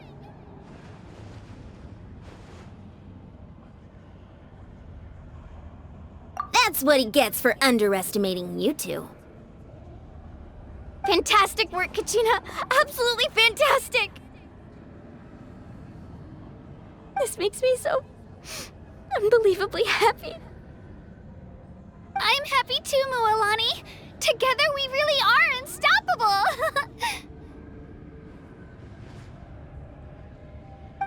Huh? What's happening?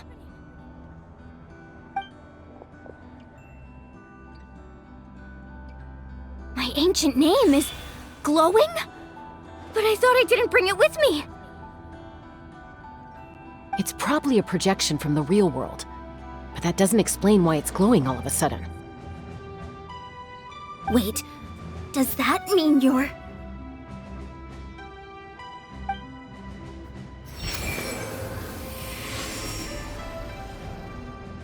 That was a bold move, diving headfirst into the fire to save your friend, especially in a place so overrun with abyssal corruption.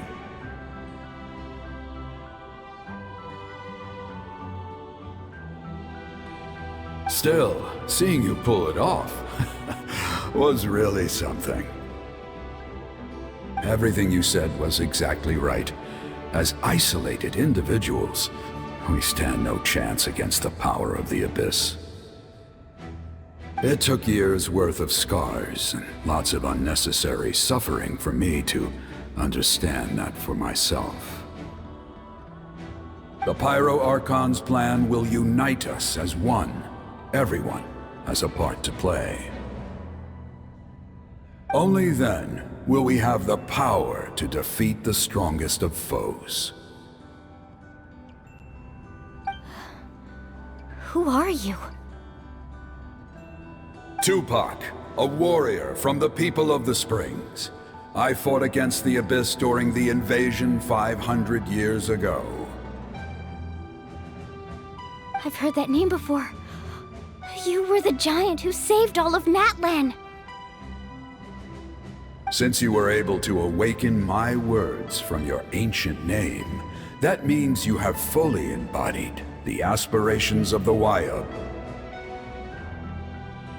Under the name Umoja, you shall unite the tribes and save Natlan from its impending doom. Me?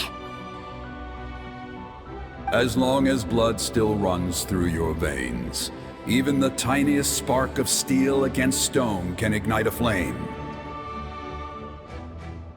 Its blaze will become one with our vision for Natlan. Even amid everlasting darkness, our bonds remain eternal.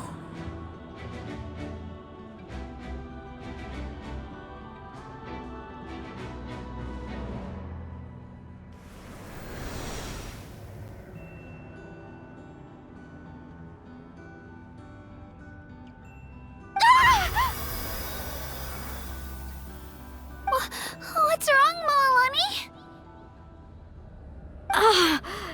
So many memories.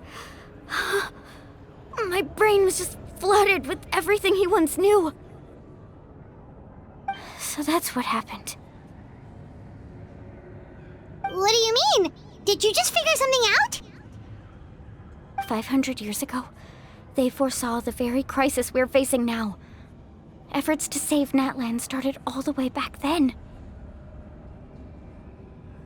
We can go over the details once we get back.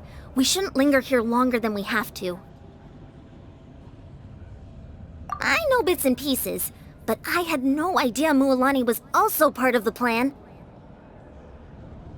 This sounds like something that's going to need a lot of explaining. Let's focus on saving the Wayub first.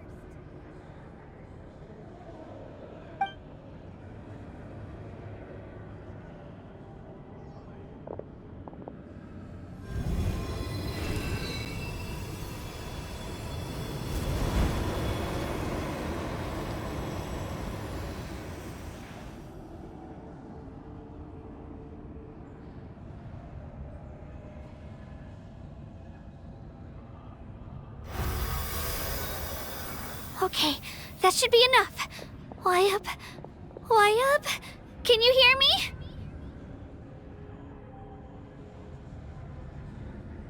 I hear your voice, Kachina, my dear child. Great. Well then, I'm afraid it's time to say goodbye. I just wanted to make sure you were okay before we leave, but we can't afford to stay here any longer. I was going to ask why you bestowed an ancient name upon someone like me, but it's okay. I'll keep searching within myself for the answer. I'll never stop trying to improve my strength. One day, I'll live up to the hero you saw in me. You are already an outstanding child in my eyes, Kachina. No matter what happens. Huh? You are all my most beloved children. It has always been my honor to protect and nurture you.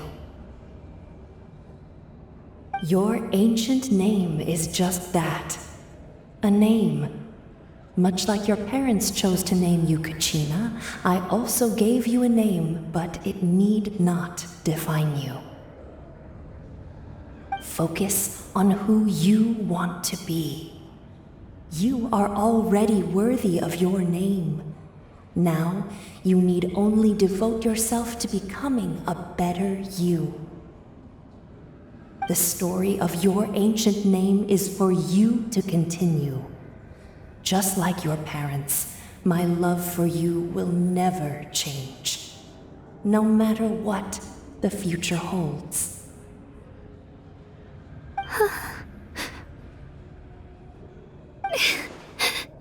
Thank you, Wyatt.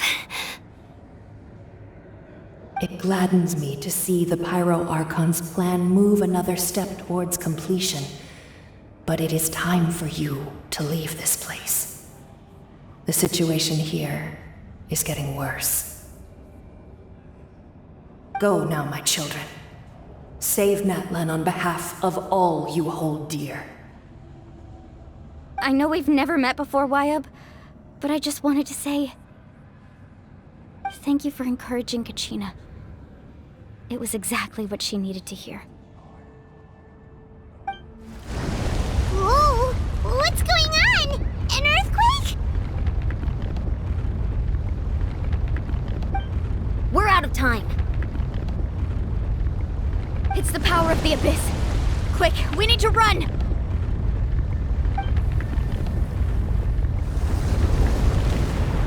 It's a Seelie! The Seelie opened the way for us!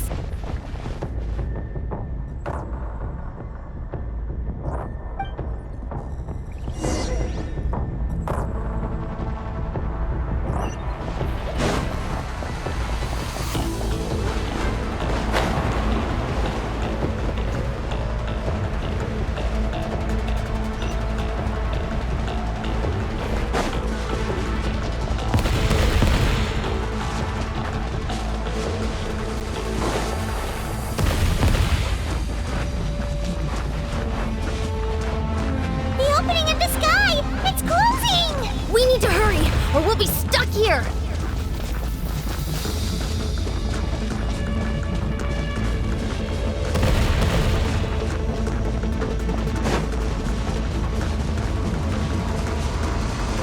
Watch out for the falling rocks! Quick, through the middle!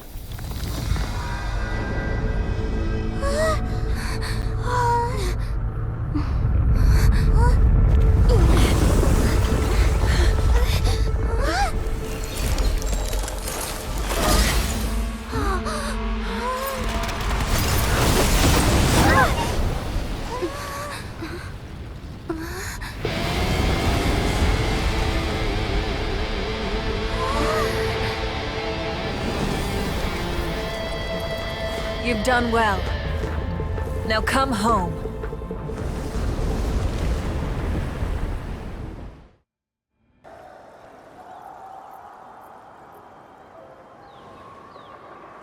We're back!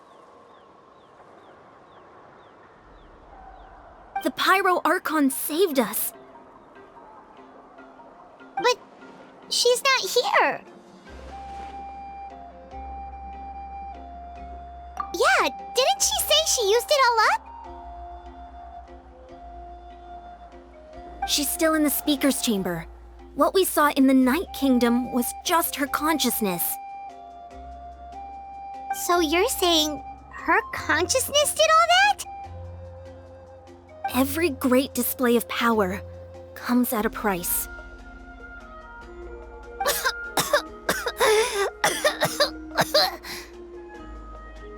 You must feel terrible, Kachina. Just hold on.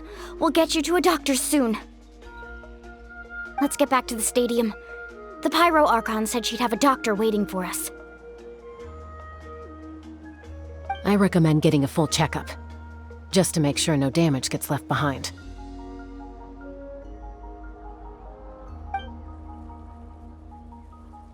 Paimon feels okay. What about you, Traveler? Right. You always seem to do pretty well against the Abyss. Let's get going. We need to share what we learned in the Night Kingdom as well. Right. The Wyatt mentioned something about the Pyro Archon's plan. What is it exactly? I'll let her explain everything. We're all a part of the plan now. Every move we make from here on out will decide Natlan's ultimate fate.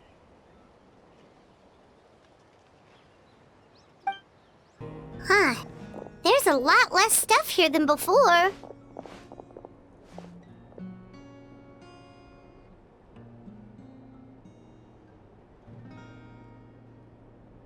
It's good to see you all here in one piece. I know you must have a lot of questions, but let Koichi check you over first. It's best not to let any lingering effects of the Abyss go untreated. Thank goodness you made it back.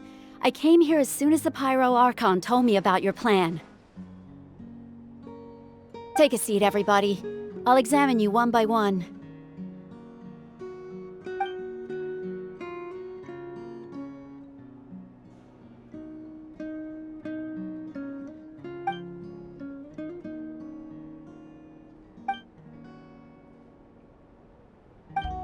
All right, that should do it for now. But just to be safe, I'll perform another checkup in a couple of days. I have to say, though, I've never seen anyone react to the Abyss like you, Traveler. It's like you're completely immune to its power. She's always been special like that. She can even purify its power. Wait, now that you mention it, Paimon doesn't think she's affected either. Given the current situation, that ability will likely play a great role in the events to come. Of course. I still have patients to see, so I'll head out. Thank you, Koichi. All right. We might not see eye to eye, but we both had good intentions. Just give it time. I'm sure we'll figure things out between us one day. Yeah.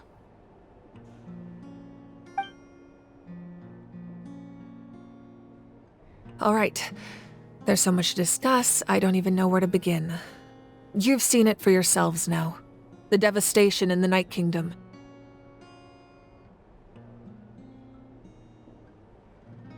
I'll get straight to the point. Natlan is on the verge of destruction. It's very possible our nation has less than a year before total devastation. Huh? No. That can't be true, can it? That's right. But I've only ever disclosed that fact to the handful of people working with me to save this nation.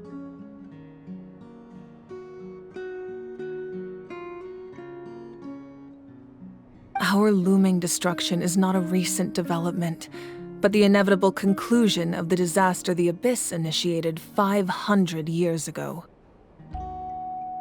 Mulani told us a little bit about that. 500 years ago, all the nations of Teyvat were invaded by the Abyss. Unlike the other nations, Natlan never had stable and deep-rooted ley lines, so we suffered the worst of the invasion. The battle against the Abyss was exceedingly long and brutal. In the end, victory came at the cost of our civilization and countless lives.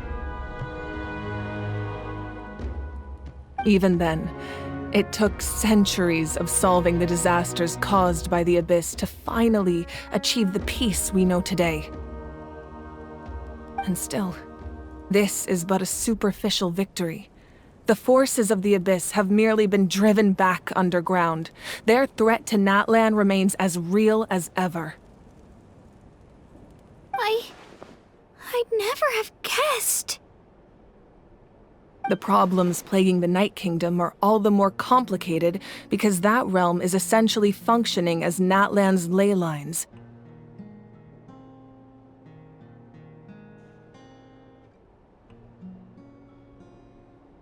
Immediately after the war, our calculations estimated that we would have a maximum of 500 years before the Night Kingdom was completely lost to the Abyss.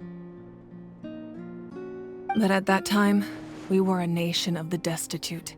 Our people no longer believed in victory, nor did they hold hope for the future.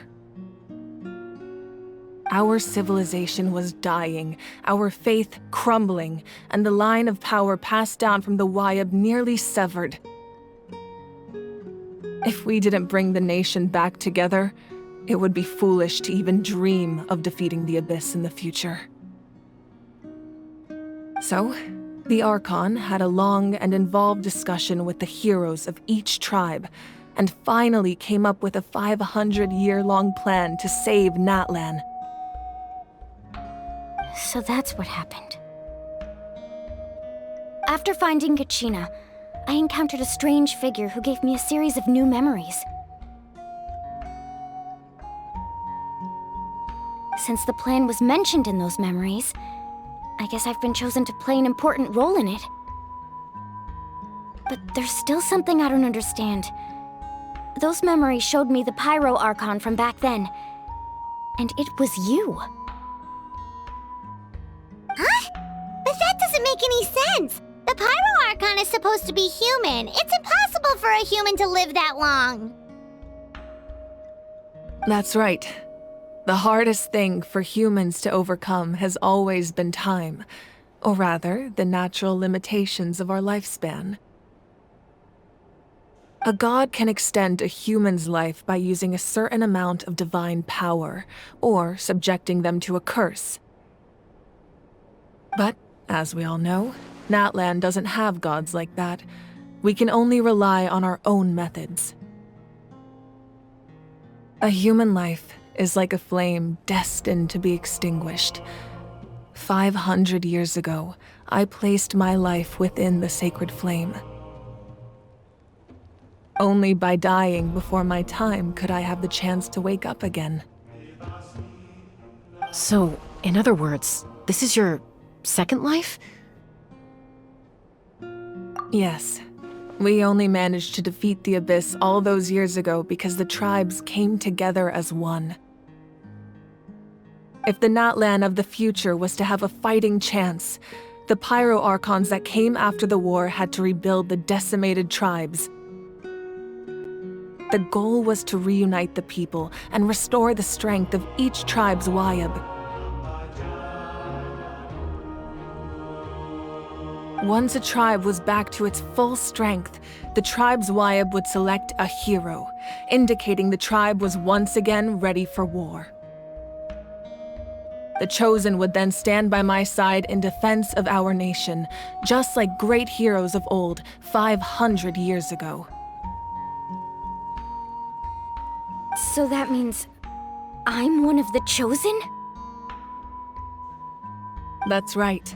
You bear the ancient name Umoja, the same one held by the hero from your tribe 500 years ago. It means unity. After your adventure in the Night Kingdom, I trust you've come to fully understand the meaning of that name. So in other words, you always knew who the Wayab were going to pick from each tribe? Yes. According to the plan, each tribe was supposed to have been fully restored by the time I awoke. But something went wrong along the way. The 6 heroes successfully inherited the ancient names from 500 years ago, but the intel regarding the plan wasn't passed on to them. Once again, it comes down to the deterioration of the Night Kingdom. Communication between the Sacred Flame and the Wayab has been blocked. Just like how the Ode of Resurrection failed to bring Kachina back. Exactly. It's just another tactic the Abyss is using against us. The Abyss may not possess intelligence, but its methods certainly aren't easy to counter. If we want to unblock that information from being passed on, my presence alone isn't enough. The ancient name-bearer must establish a greater connection to their name. So, I've tried my best to help them from the sidelines. Currently, Shilonen of the Children of Echoes, Kinich of the Scions of the Canopy, and Iansan of the Collective of Plenty have all been acknowledged by their names. During your adventure, you too earned the acknowledgement of your Wayab Mualani. In the process, you gained the memories stored within your name. But we have less than a year! Yes, but we have no choice. We cannot start the plan until all the heroes have been gathered. That's also why I haven't been able to take action despite the urgency of the situation. But if you knew this whole time, why didn't you just tell me about my role in all this? Wouldn't that make everything go a lot faster? Perhaps, but the opposite could also be true. Knowing your destiny too early could mean failing to realize your full potential. Just like your determination to save Kachina, I hope your commitment to this endeavor comes from your own strength of will, rather than a sense of obligation. So I suppose you're not going to tell us who the final two heroes are then? That's right. Their time is yet to come. Putting pressure on them beforehand will only hinder their development. I can only trust in the judgment of the Wayab. I have never believed I could solve this crisis alone. In fact, it was precisely because I chose to trust and rely on others that we managed to get this far. Natlan's salvation lies not in its Archon or any singular individual, but in us all. You're quite perceptive, aren't you? I thought I might get away with avoiding the topic. Huh? Oh, right! All of the stuff you stored here before, where did it all go? Even though I sacrificed my power, I still needed a contingency plan to ensure you would make it back from the Night Kingdom. After all, I was the one who allowed you to take that risk, and Mualani has an important role to play in my plan. In addition to their sentimental value, the items I stored here held a much more important purpose: fuel. Fuel? Ah, so back then, that's why you... Yes. The stories embodied by those items are certainly important, but there's an even more significant trait they all share. Every item belonged to a hero of Natlan. Over time, they became imbued with a certain amount of contending fire from being carried in battle. On their own, each item's power is limited, but together, their combined effect can prove quite useful in a dire situation. By burning those items, I was able to activate the contending fire stored within them to open the boundary between the two worlds.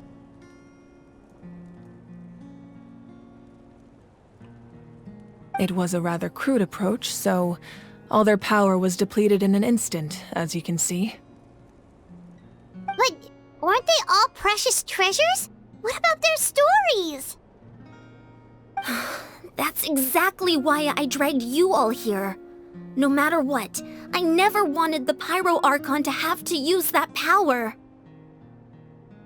Oh, I'm so sorry. You have nothing to be sorry for. You all deserve my thanks, actually. If you hadn't saved the totem pole, that area of the Night Kingdom would have been forever lost to the Abyss. And then, it would only be a matter of time before the Children of Echoes was met with disaster. Besides, when those heroes entrusted their belongings to me, or the Pyro Archon of their time, It was out of a desire to contribute to Natlan's survival. If they knew those items helped save the present-day heroes of Natlan, they would not mourn their loss. Even when you put it that way, I still feel bad. There's no need. Remember what I told you about time? The people and the events of the past are never truly lost to us. We simply carry them with us in a different form. In that sense, we didn't lose anything at all. If you still have regrets, let them fuel your resolve in the battles to come. Your deeds will become new legends and nurture new forms of power just like the items once stored here. Well, we'd still like to return the favor. Well, if that's the case, just treat me to a drink sometime. Now that Kachina has returned, we can finally hold the victory feast and celebrate your team's triumph in the Night Warden Wars.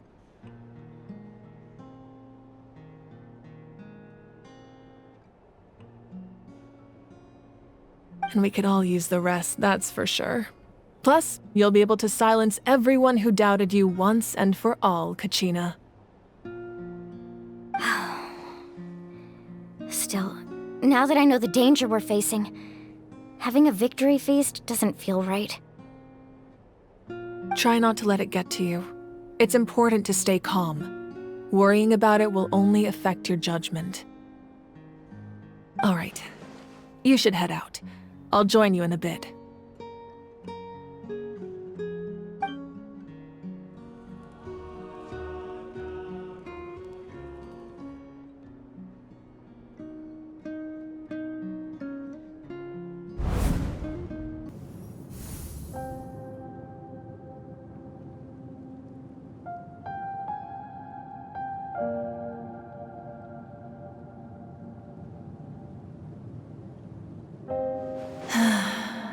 When I was young, I used to sit by the hot springs and listen to the stories of warriors from all over Natlan.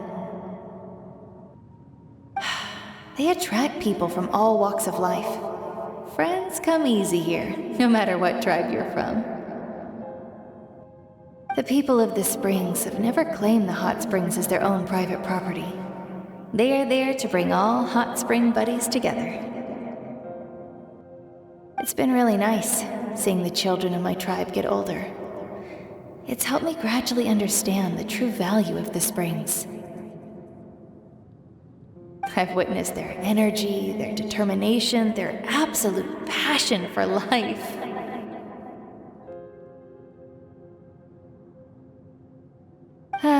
Even when they cause trouble, I never managed to hold on to my anger for long. It's unbelievable how quickly they worm their way back into my good graces. I'm certain Mualani will become a great warrior when she grows up. She possesses infinite potential. I can see it. One day, when I'm no longer in fighting form, I'll come here and tell stories to all the children, just like those warriors did for me. So, you better get busy, Pyro Archon, or I'll end up running out of stories.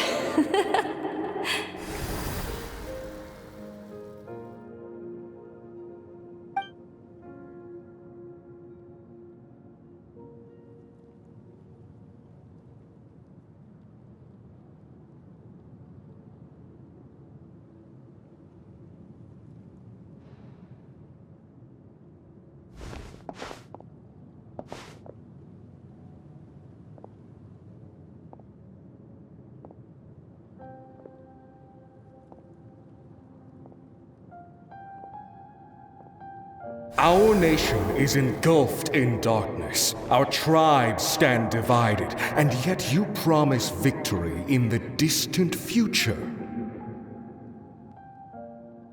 The Abyss is a cunning enemy, one that I faced in battle many times. Were that not the case, I would never understand exercising this degree of caution. My rage will never know absolution, and my power will no longer aid you in victory.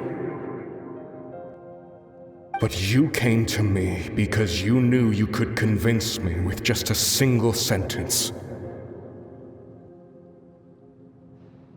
I understand your choice. The heroes of today will forge the path ahead with blood and fire. Just remember to earn us the victory we are owed.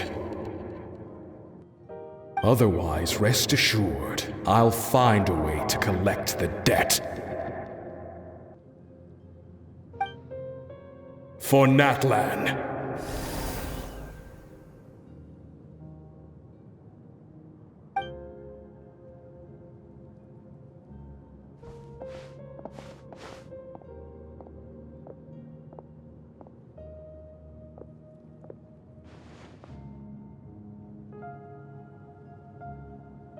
So, you're gonna head 500 years in the future to serve as the Pyro Archon again? But what about the you from right now? You're just gonna die? You can't ask her those questions and expect her to answer, my dear. The decision is hers to make, and she deserves our support. We will do everything we can to rebuild the tribes. Don't you worry. Even across time, we will all do our part to fight for Natlan's future. Yeah, Mom's right. We'll always believe in you, sis. Oh, seriously though, Dad should be here. Where is he? I imagine he didn't know what to say, so he chose not to come at all. Don't take it to heart, my dear. That's just who he is.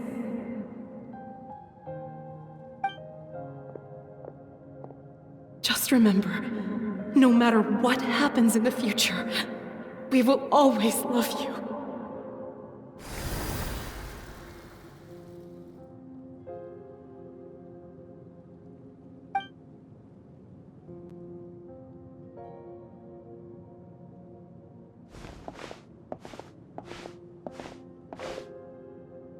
I'll come find you one day. I know I can't live that long, but I'll think of something. There has to be a way for us to meet again one day.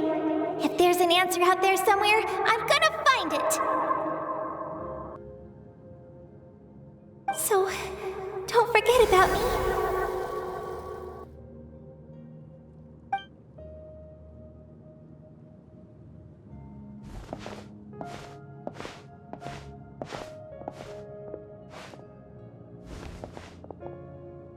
If that's your decision, then you have my full support, Archon. May our children live to see such a lovely son. For Natlan! No one fights alone.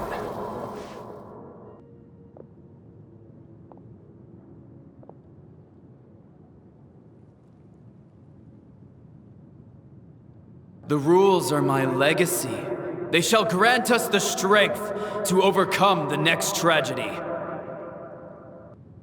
War forged the 6 tribes, taught us how to fight, instilled in us what it means to love. Who will be the one to bring this to an end?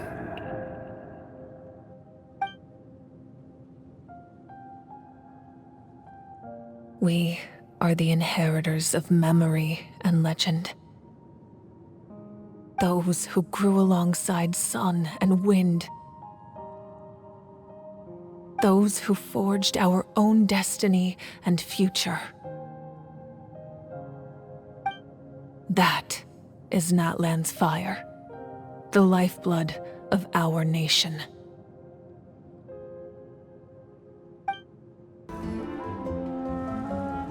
Hey, Koichi! You here for the victory feast too? Oh, Oh, no. I knew Chaska would be here, so I just came to deliver some medicine. I was about to leave, actually. No, it's not that I don't want to celebrate Kachina and the others.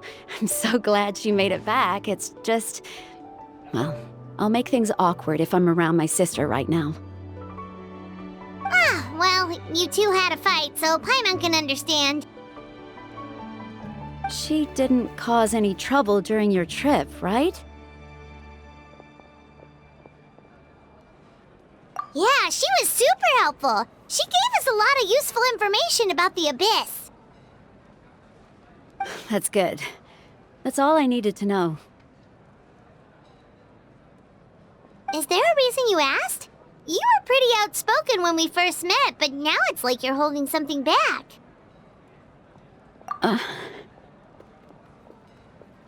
Maybe it seemed unreasonable, picking that fight with her before you left, but I did it for a reason. Her impulse to fight is extremely strong. Her mental strength helps her rein it in, but she still loses control sometimes. I had no idea what you might face in the Night Kingdom, so I didn't want to take any chances. So what you're saying is... Okay, so maybe it sounds a little stupid, but it works pretty well. It helps her keep her cool for a little while, at least. Anyway, I'm just glad you were able to make it back safe and sound. That's all I wanted. But do you really have to go that far? Can't you just talk it out? No way.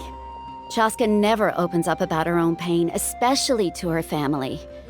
She can't learn about this, or it'll be even harder to help her.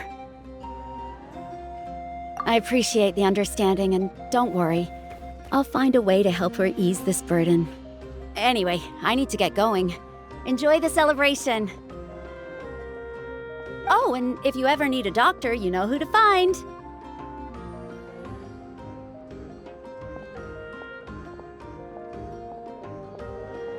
Huh.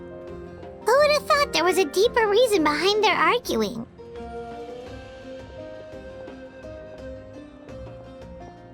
In the end, it's all the Abyss's fault. Paimon's had enough of them.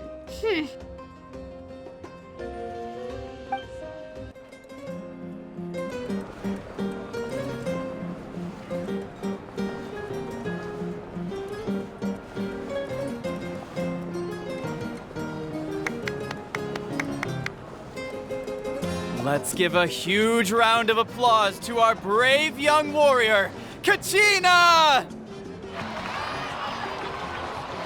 Woohoo!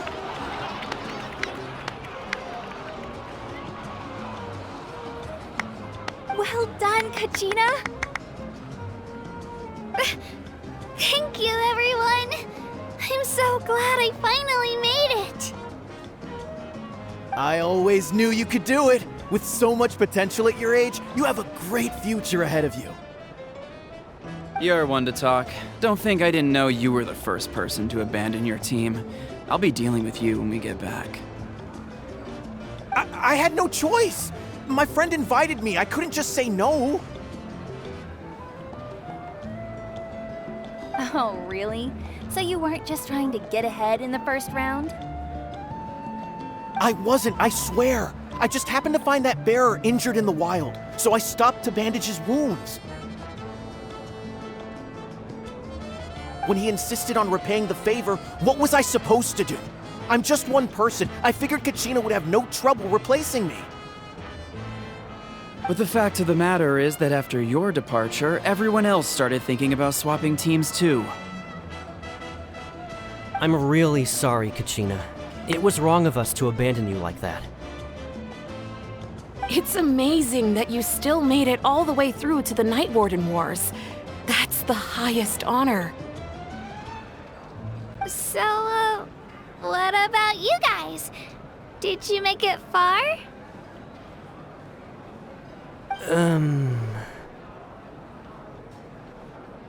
Our team captain drank too much the night before the competition and turned up late to the stadium on the day. We got disqualified. Serves you all right. No sympathy from me. All right. There's no need to be like that, Uncle Pakal. Dear friends, I'd like to say a few words. Firstly, I'm grateful to my friends and our great Archon for helping to bring me back. This traveler and her companion Paimon are some of the strongest people I've ever met. If they were allowed to participate in the pilgrimage, I have no doubt that they'd win the whole thing. They've agreed to let me learn from them. With their help, I believe I can become even stronger still. And let's not forget my good friends, Moalani, Chaska, Kanich, and Aeon-san. They all helped the Traveler and Paimon figure out a way to bring me back from the Night Kingdom. They too deserve to be called our heroes, so please give another round of applause for them. Thank you so much! Well said!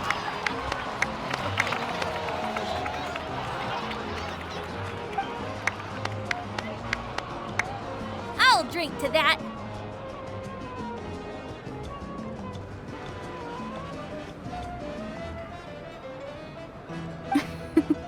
How does it feel being a hero, Kachina? To be honest, it's a bit overwhelming. It all just feels so surreal. Well, you better get used to it! Next up, undefeated champion! Hey, please don't make fun of me.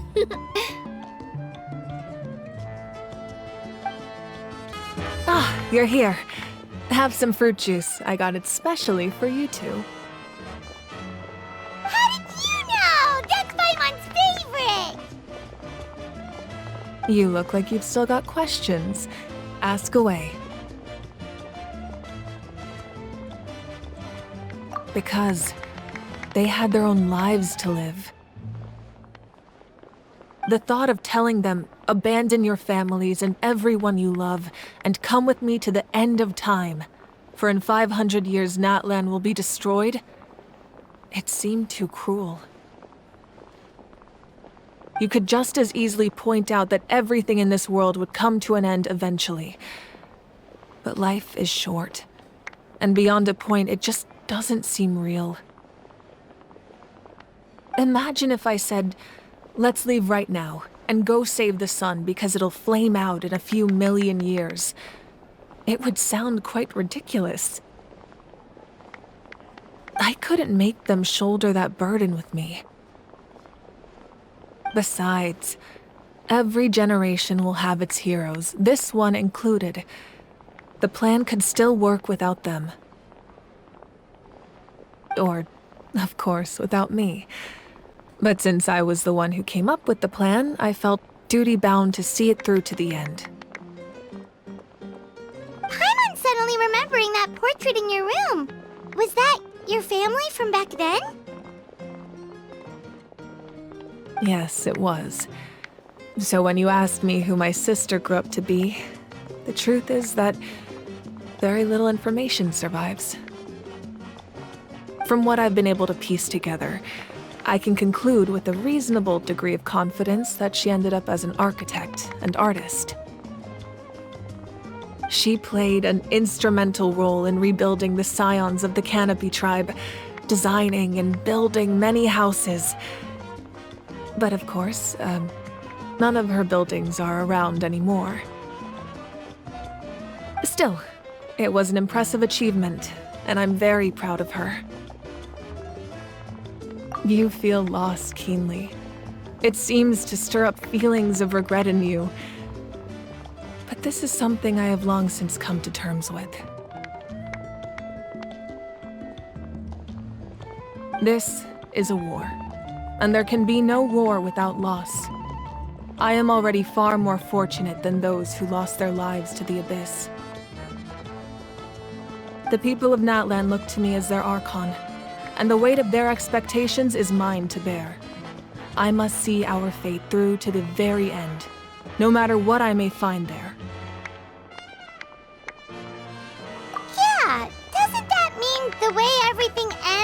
already been written, including your plan? I suppose, but so what? Don't forget, time takes many forms. The past, present, and future coexist, and all are equally important.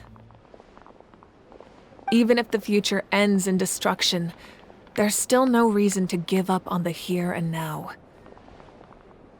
And it's precisely because we humans cannot know our fate that we will never give up on our struggle.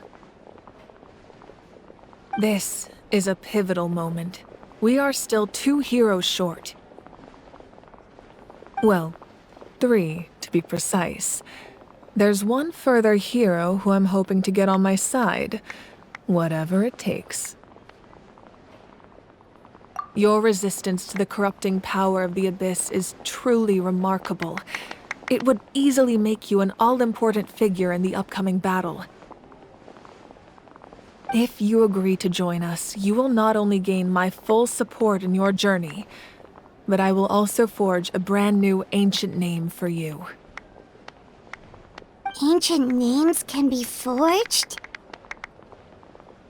They can. Several strict conditions must be met, but if they couldn't be forged at all, then the number of them in circulation would have long dwindled to 0. Possessing an ancient name would mean that your adventures in Natlan are recorded in full. Your stories would be remembered by our people for all the years to come. The Ode of Resurrection may have temporarily lost its power, but still, take this as my personal guarantee that I shall never let you fall. Just like in the Night Kingdom, I will be there for you. That is a promise I will fulfill at all costs. This nation always honors its heroes. Yeah, we can't just ignore the situation here. Wonderful. Then I'll reach out to Shilonen right away. She's the one who will forge the name. We've never forged an ancient name for an Outlander before, but I trust she'll find a way.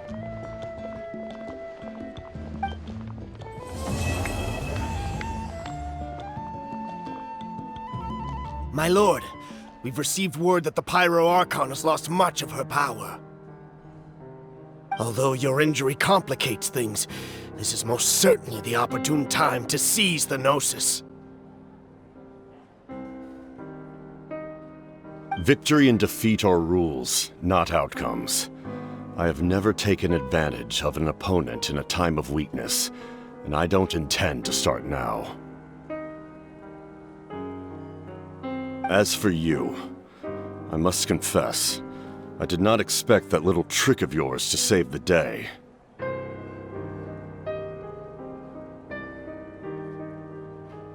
No matter how dense the fog, as long as the sun remains, we cannot turn day into night.